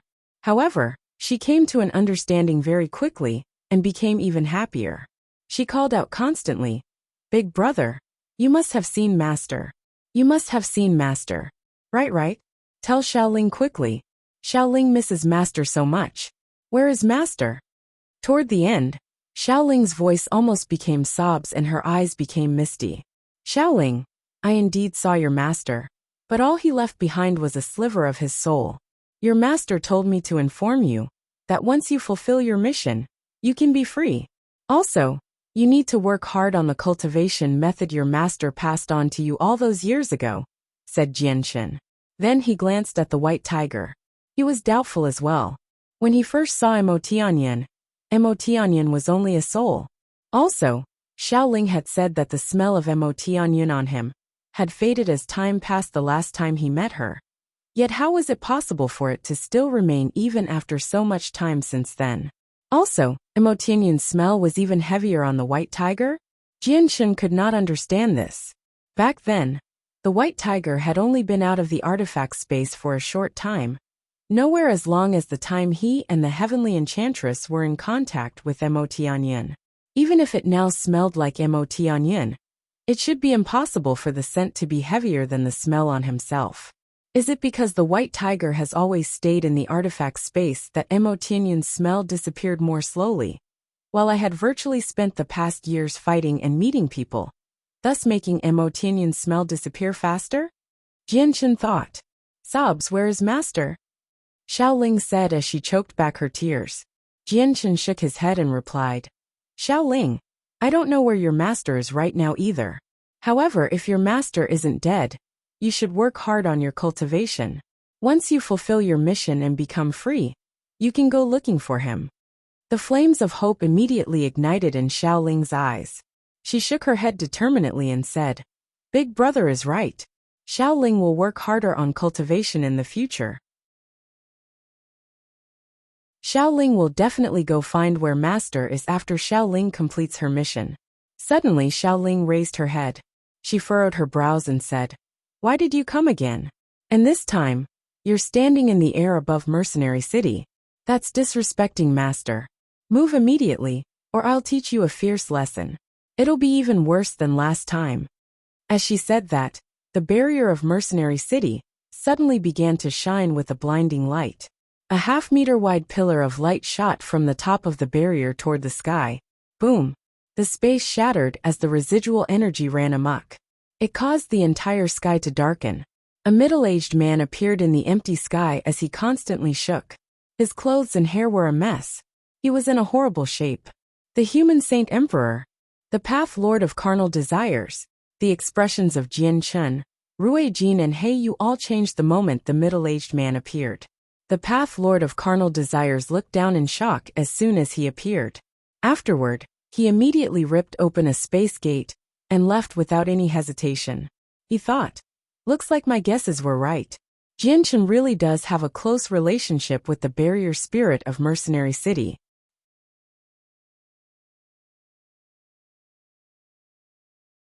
Chapter 988.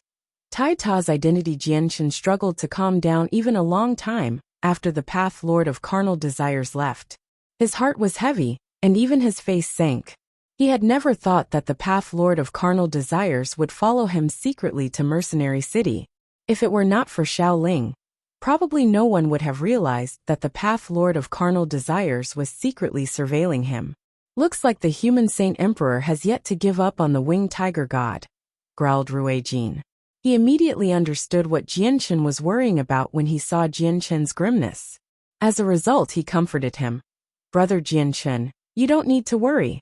As long as the two of us are here, the human Saint Emperor can't harm you. Brother Jianshen, the two of us will block him for you if he dares to attack. Don't worry." He Yu also comforted. Jianshen's heart warmed up when he heard the two of them speak, and he responded politely. Afterward, Rui Jin and He Yu looked toward the huge barrier in the sky. Seriousness and curiosity filled their faces. They truly struggled to believe just how powerful the protective barrier of Mercenary City was with what they had just witnessed. Just a mere strike was enough to scare away a Saint Emperor. Xiao Ling then looked toward Rui Jin and Heiyu, after repelling the Path Lord of Carnal Desires. She said after some thought, "The two of you are magical beasts. Master said to not let magical beasts class 7 and up in. But since you're big brother's friends, Xiao Ling won't chase the two of you away. However, don't make trouble in here." Although Rui Jin and Heiyu could not see Xiao Ling, they had heard her voice clearly. Their expressions immediately changed, and they began to look around. They tried to find the speaker, but they found nothing even after searching for quite some time. "Who is it? Who is the one talking?" Heiyu called out. He revealed a rather ugly expression, as it was just too terrifying that he could not find the speaker with his current strength. Rui Jin also became stern. He became filled with caution toward the hidden person. Jianshan hurried to explain as he saw how nervous Rui Jin and Heiyu were. The barrier spirit of Mercenary City was no secret to a few hermit clans, and almost everyone relatively experienced on the Tianyuan continent knew about it. Only Rui Jin and Heiyu knew nothing about it, as they had just come out from the artifact space, and were limited in their understandings of the Tianyuan continent. It was fine if Jianshan told them about Xiao Ling's existence. Although Rui Jin possessed some knowledge due to the inherited memories that had been passed on with each generation as a golden divine dragon, Mercenary City still had not been founded when the artifact space sucked in Ru Jin's ancestor. The barrier spirit had not been created yet, so he knew nothing in regards to this. The two of them became shocked when they learned about the barrier spirit. They sighed in surprise and said, "I never thought that the barrier spirit of Mercenary City would have such a lengthy life. No wonder she can repel the Path Lord of Carnal Desires so easily." Jianshan did not reveal the fact that Xiao Ling was a spirit of the earth. He did not want too many people knowing about that. At this moment, more than 10 tremendous presences began to radiate from the center of the city. A group of experts hurried over with the Grand Elder Tianjian at the forefront. Xiao Ling created a huge disturbance throughout the entire city when she used the barrier's power to repel the Path Lord of Carnal Desires. As a result, it attracted all the high-ranking members of Mercenary City. "Jianshan, you've come." From afar, Tianjian noticed Jianshan and smiled gently. At the same time, he quickly glanced past Rui Jin and Heiyu who stood beside him. Interest flashed through Tianjian's eyes. Tianjian knew that Jianshan was close with the barrier spirit, so he asked Jianshan, "Jianshan, do you know what happened just then? Why did the power of the barrier suddenly surge?" "It was the Path Lord of Carnal Desires." Jianshan explained what had happened. Tianjian's face sank slightly right after he heard everything, and he said, "I never thought that the Path Lord would come to my Mercenary City. Looks like he didn't suffer enough last time. But we have the protective barrier, so he can't enter no matter what." Jianshan and Tianjian conversed some more, before being taken into the independent space by Tianjian through a special technique. It was the space where the Divine Hall floated, while Rui Jin and Heiyu were left behind in Mercenary City. He did not bring them along. Arriving in this somewhat familiar space once again, the feeling it gave Jianshan was worlds apart from the previous times. As his strength increased, he could feel how wondrous the technique used to carve out the space was with more and more clearly. Jianshan floated in the space as he faced the Divine Hall he had seen many times.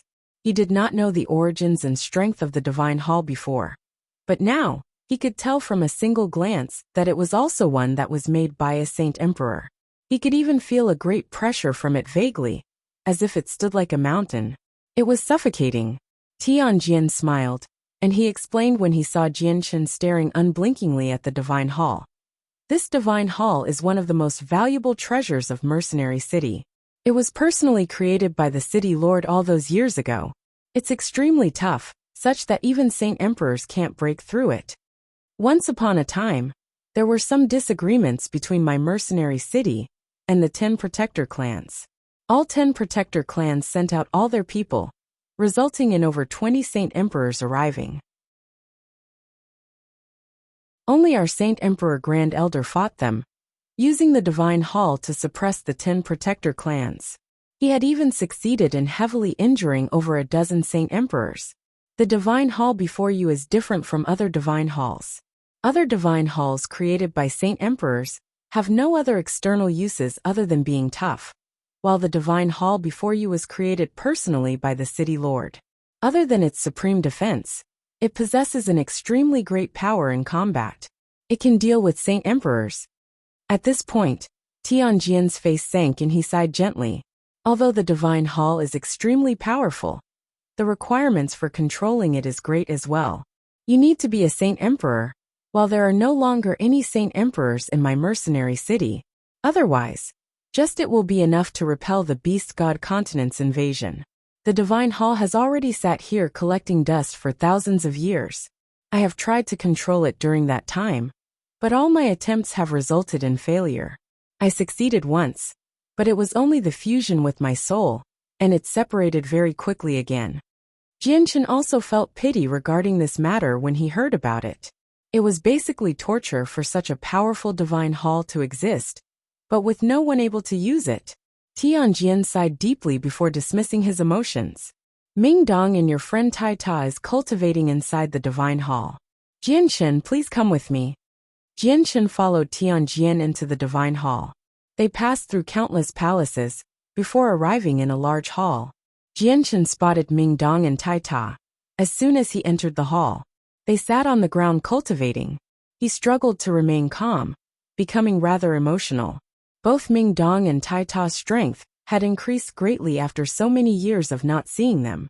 Just by their presences alone, Jianshan could tell with a single glance that Ming Dong had reached the peak of Heaven Saint Master, while Tai Ta was even more powerful.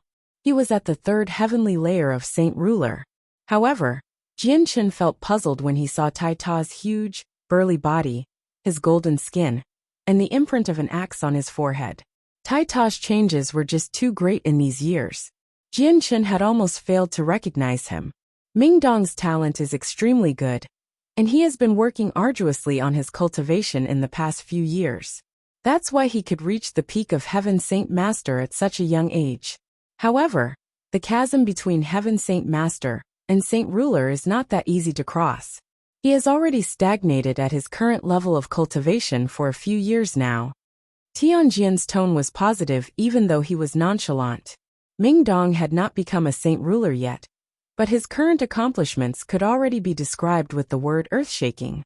Tianjian then looked toward Tai Ta, and his expression became mixed. He said, though Jianshan, your friend's identity is quite complicated.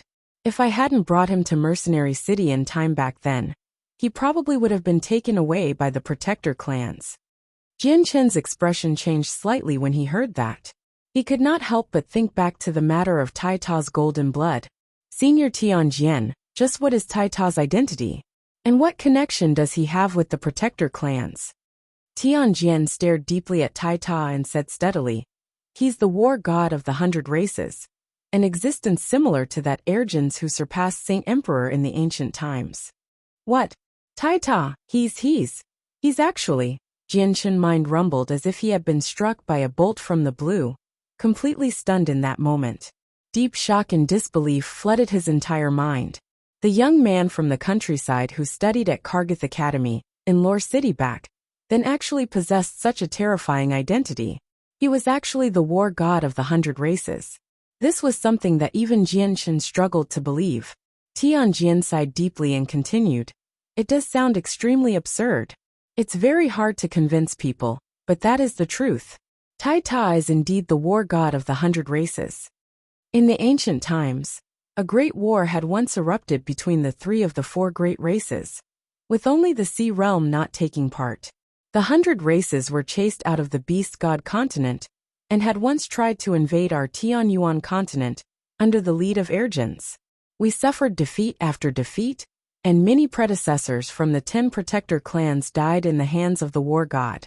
If it weren't for the strongest human who appeared out of nowhere in the most crucial moment, defeating the 100 races all by himself, Tianyuan continent would probably no longer belong to us humans. As a result, The Protector clans have an extremely deep hatred for the war god of the 100 races. If they knew that Taita was the war god, Taita would definitely fail to escape death.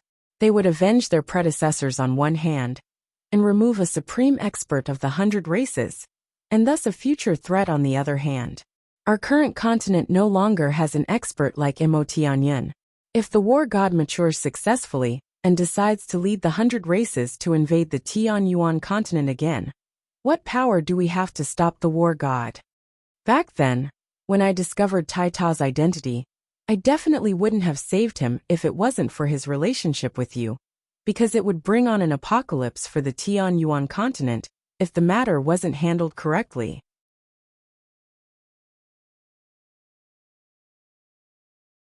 Chapter 989. The three soul-controlling techniques. Jianxun became silent after hearing Tianjian's words. He felt extremely uneasy after Taita's identity was confirmed. At the same time, he understood very well that Taita was still the war god of the 100 races, even though he was innocent himself. The previous war god and the 100 races were enemies of the Tianyuan continent. After the effects from all those years ago, the 10 Protector clans would definitely not let him go. Jianxun felt a lingering fear after he learned the scale of matters Taita's identity connected to. If Tianjian had not made it in time, and the Protector clans arrived before he could take Taita to Mercenary City, the outcome would have been unimaginable. Jianxun might have ended up losing a friend forever. Jianxun did not care at all even though Taita's true identity was not human. To him, it did not matter what Taita's true identity was, or what he became. He could always remain a good friend. Suddenly, an idea flashed through Jianxun's head. He thought back to the golden drop of blood he had come across on Dragon Island and thought, that drop of blood was left behind by Ergens, and it contains a great energy. Taita's also a war god, so can he absorb that blood? If he can, his strength will definitely skyrocket. Looks like I need to take Taita to Dragon Island when I have the time, thought Jianxun.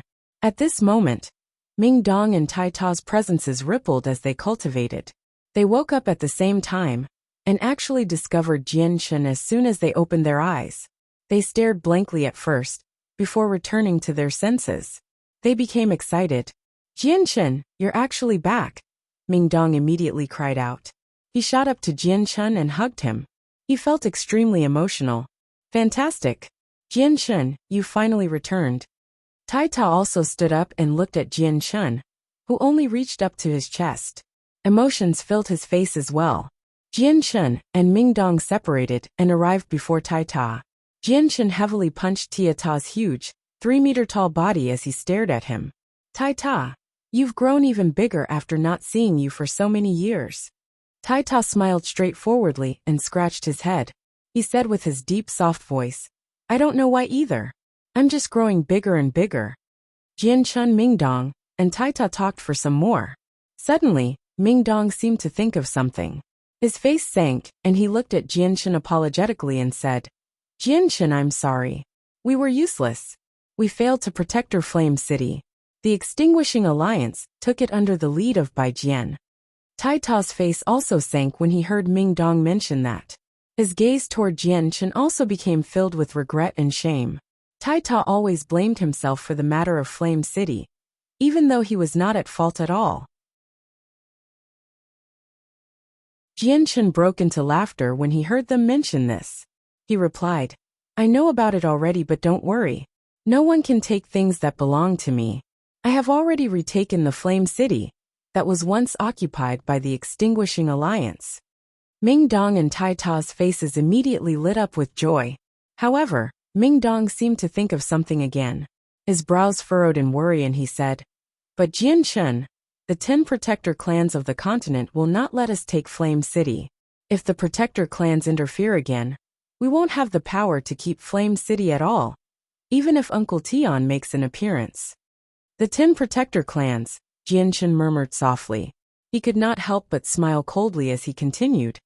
If the 10 Protector clans want to interfere, I'll definitely let them leave with more than they bargained for.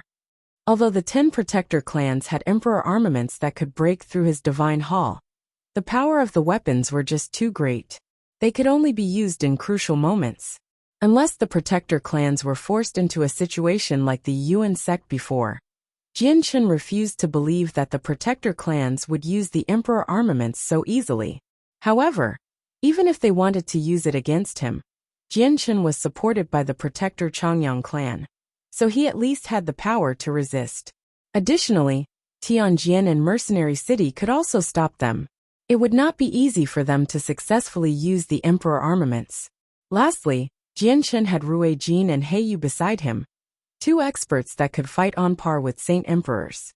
He did not need to feel fear, even if the protector clans ran the risk of offending Mercenary City and used the emperor armaments against him in the end.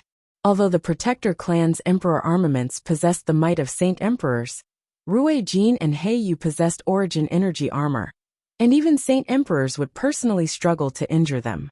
As a result, the emperor armaments could not harm the two of them at all.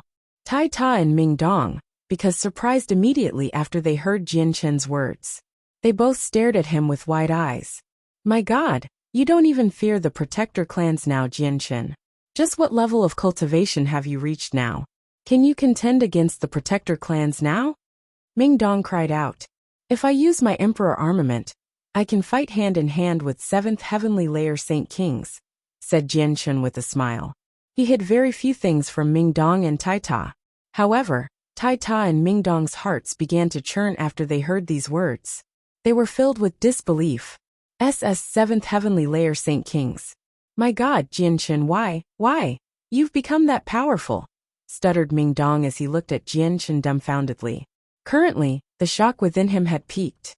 Tai Ta also stared blankly for quite a while before gradually returning to his senses. He sighed emotionally and said, Jianchen, and I had thought that I had improved quickly in the past years, and had exceeded you already. Never did I think you'd still be stronger than me after not seeing each other for a few years. Moreover, the difference between the two of us is getting wider and wider. Looks like I can never surpass you for the rest of my life. Jianchen smiled at what Tai Ta had said and replied, Tai Ta, you need to be confident in yourself.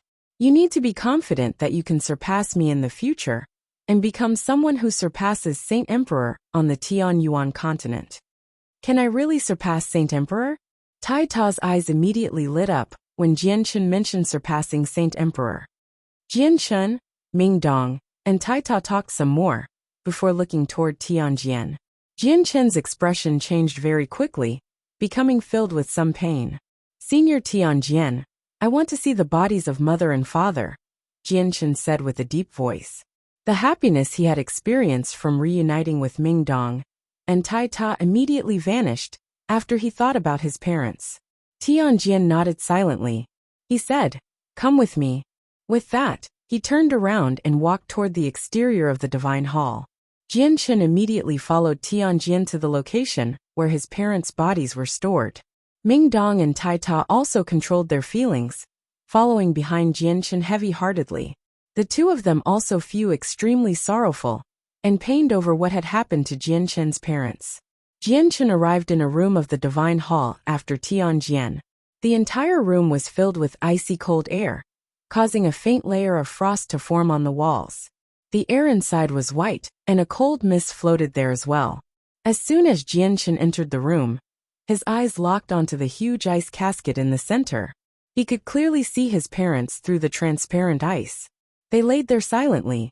To preserve the bodies of your parents even better, I specially visited the Arctic and returned with some Arctic ice. It can ensure that your parents' bodies will not rot even after 1,000 years. Jianchen, you've parted with your parents for so many years. You should really spend some time together with them again, Tianjian said with mixed emotions, before backing out with Ming Dong and Tai Ta. Only Jianchen remained in the icy cold room. Jianchen slowly walked up to the ice caskets and looked at the silent faces of his parents. Unknowingly, tears began to roll down his face. The person who said men bled, but did not cry clearly was never emotionally hurt. Outside, Jianchen was a merciless, indomitable in person. No matter how much blood he bled, or how intense the pain and torture he endured, he had never cried. He seemed like a person with a heart of stone. However, he still internally retained a soft side. That was the side of his relatives and family. Jianshan stared at his parents blankly. Dazed, he began to think of the past again, thinking about the concern, meticulous care, and love from his mother. He also recalled her beautiful and benevolent face. Mother, father, your child has returned. Your child has returned to see you. Your child is now a Class 7, Radiant Saint Master, and will be able to awaken you from your slumber very quickly, murmured Jianshan. With a thought, a golden streak of light immediately shot from the center of his eyebrows, turning into a golden tower before him. Jianshan then entered it. Inside the artifact space, Jianshan sat with his legs crossed in a rather dark room within the huge hall. The artifact spirit stood politely to one side in the form of a white-clothed middle-aged man. Artifact spirit, pass the 3 soul-controlling techniques onto me immediately, growled Jianshan. Only by learning the 3 techniques could he revive the dead. Yes, master, the artifact spirit replied courteously. Afterward, he passed on the cultivation method of the 3 techniques by mouth to Jianshan.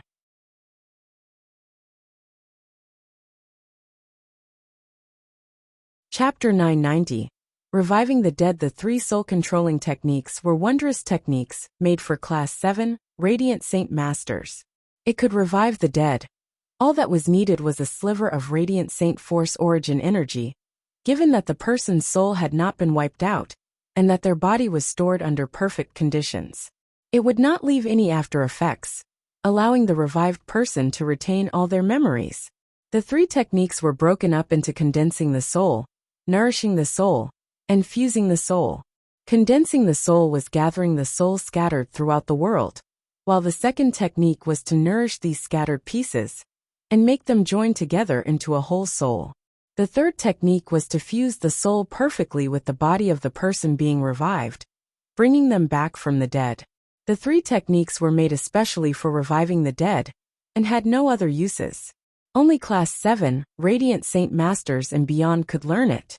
Although the artifact spirit knew the 3 techniques and could be considered as a great Radiant Saint Master, he was not human, so he could not practice the techniques. As a result, the artifact spirit did not possess the power to revive the dead. After learning all 3 techniques from the artifact spirit, Jianshan stayed in the artifact space as he practiced them. Time passed quickly. In the blink of an eye, Jianshan had already stayed in Mercenary City for 3 months. During this entire time, he practiced the 3 techniques within the artifact space, without taking a single step out. Tianjian, Mingdong, and Taita did not disturb Jianshan. However, Tianjian left long ago, so only Mingdong and Taita remained outside the icy cold room, as they waited silently. After 3 months, Jianshan finally began to move in the huge hall of the artifact space. He slowly opened his eyes. Immediately, his eyes flashed with a visible light.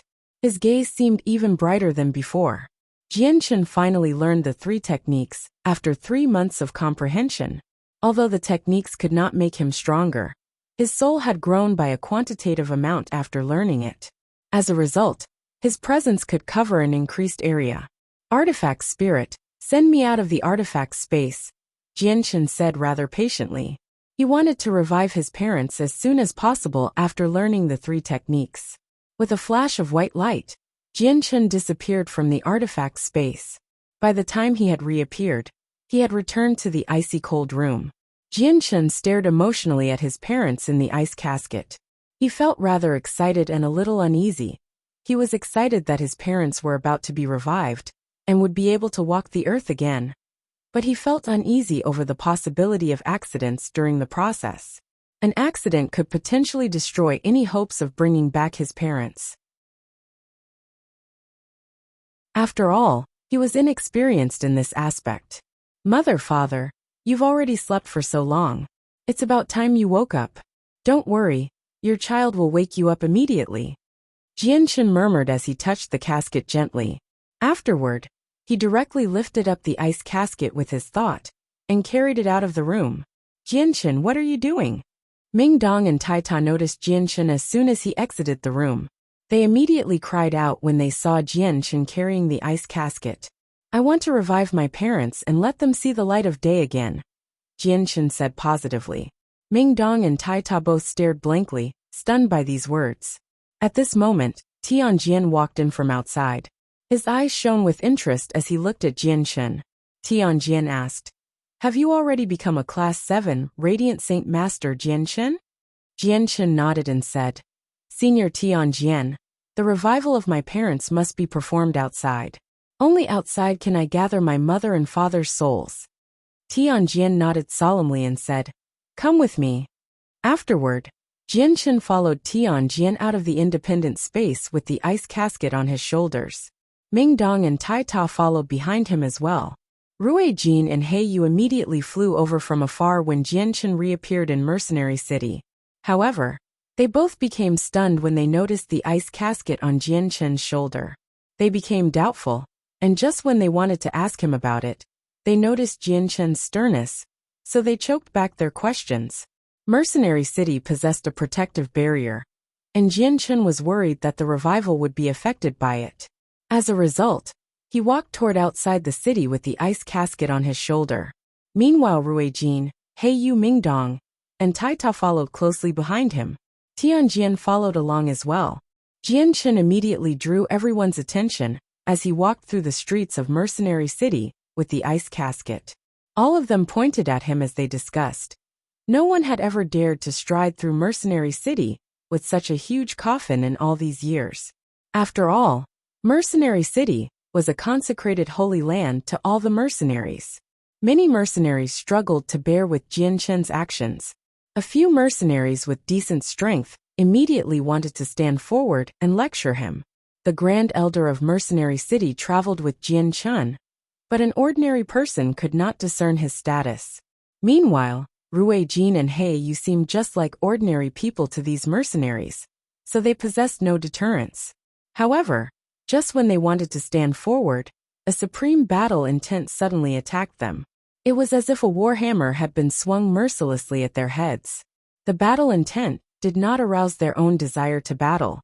Instead, it functioned as an extremely great pressure and deterrence, directly crushing any will to fight within them.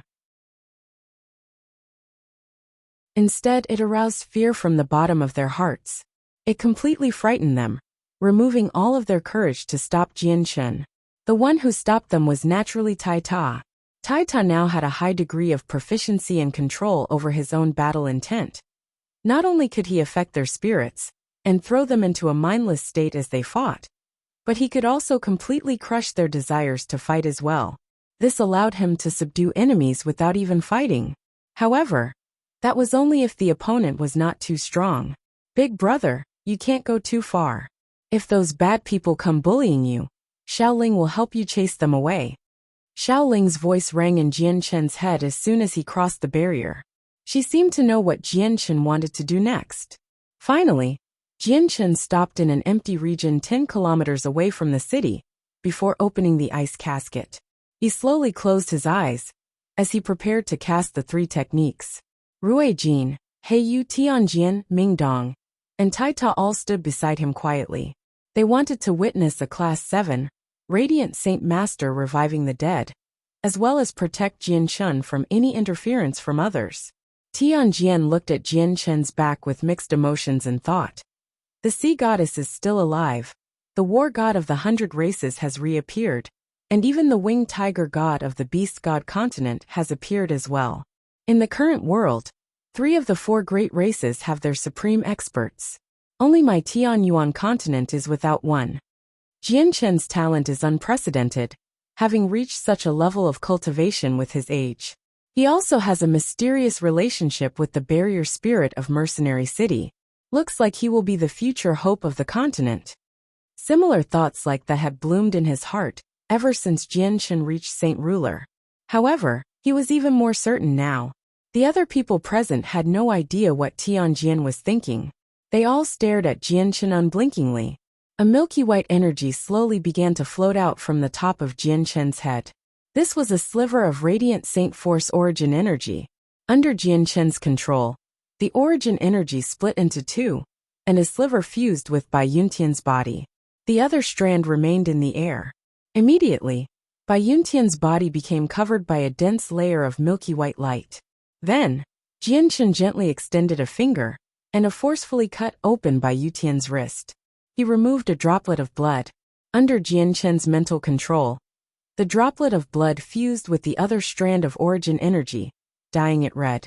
Afterward, Jianshan chanted, "With the blood as a medium, I searched the world for the soul." First technique of the 3 soul-controlling techniques: gather the origin energy of radiant saint force that had fused with Bai Yuntian's blood dispersed in the surroundings.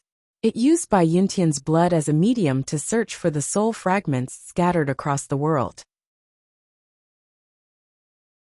Jianshan's eyes remained closed as he stood there without moving. In that moment, his soul seemed to have fused with the origin energy of radiant saint force, taking his body with it as he searched for the familiar soul fragments. A while later, the space before Jianshan began to twist slightly.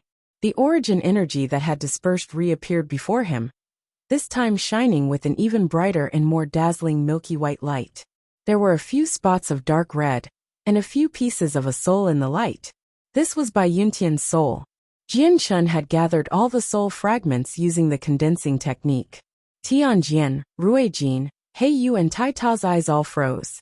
They could feel the existence of Bai Yuntian's soul, as they were all saint rulers or above, which made them extremely amazed. Although they were powerful, some even at the peak of Saint King, gathering the souls like this technique before them far exceeded their capabilities. Second technique of the 3 soul-controlling techniques: condense. Jianshan forcefully suppressed his internal excitement and called out once again. As he said the word condense, Bai Yuntian's soul fragments began to condense quickly, forming a faint figure in the end. Last technique of the 3 soul-controlling techniques: fuse. Jianshan said quickly as his lip trembled. Under the control of his mind, the nourishment of the radiant saint force origin energy, and a droplet of blood, Bai Yuntian's soul slowly fused into the body within the ice casket. It was the final part to reviving the dead. Bai Yuntian's entire body became enveloped in a bright white light, causing her figure to become blurry. Jianshan sighed deeply after completing the process. He looked at Bai Yuntian with excitement and mixed emotions. He was filled with anticipation. This was the final step to bringing back the deceased, fusing the soul with the body into one once again. Whether the person could return or not would completely depend on this step. You're tuning in to the Li Mei's Wuxia Whispers YouTube channel. We're so grateful for your support. And don't forget to subscribe to join us on this incredible journey through captivating stories. Your generosity through donations truly makes a world of difference, as it's the primary source of revenue that allows me to expand and enhance this channel for you. Thank you from the bottom of my heart for being a part of this adventure.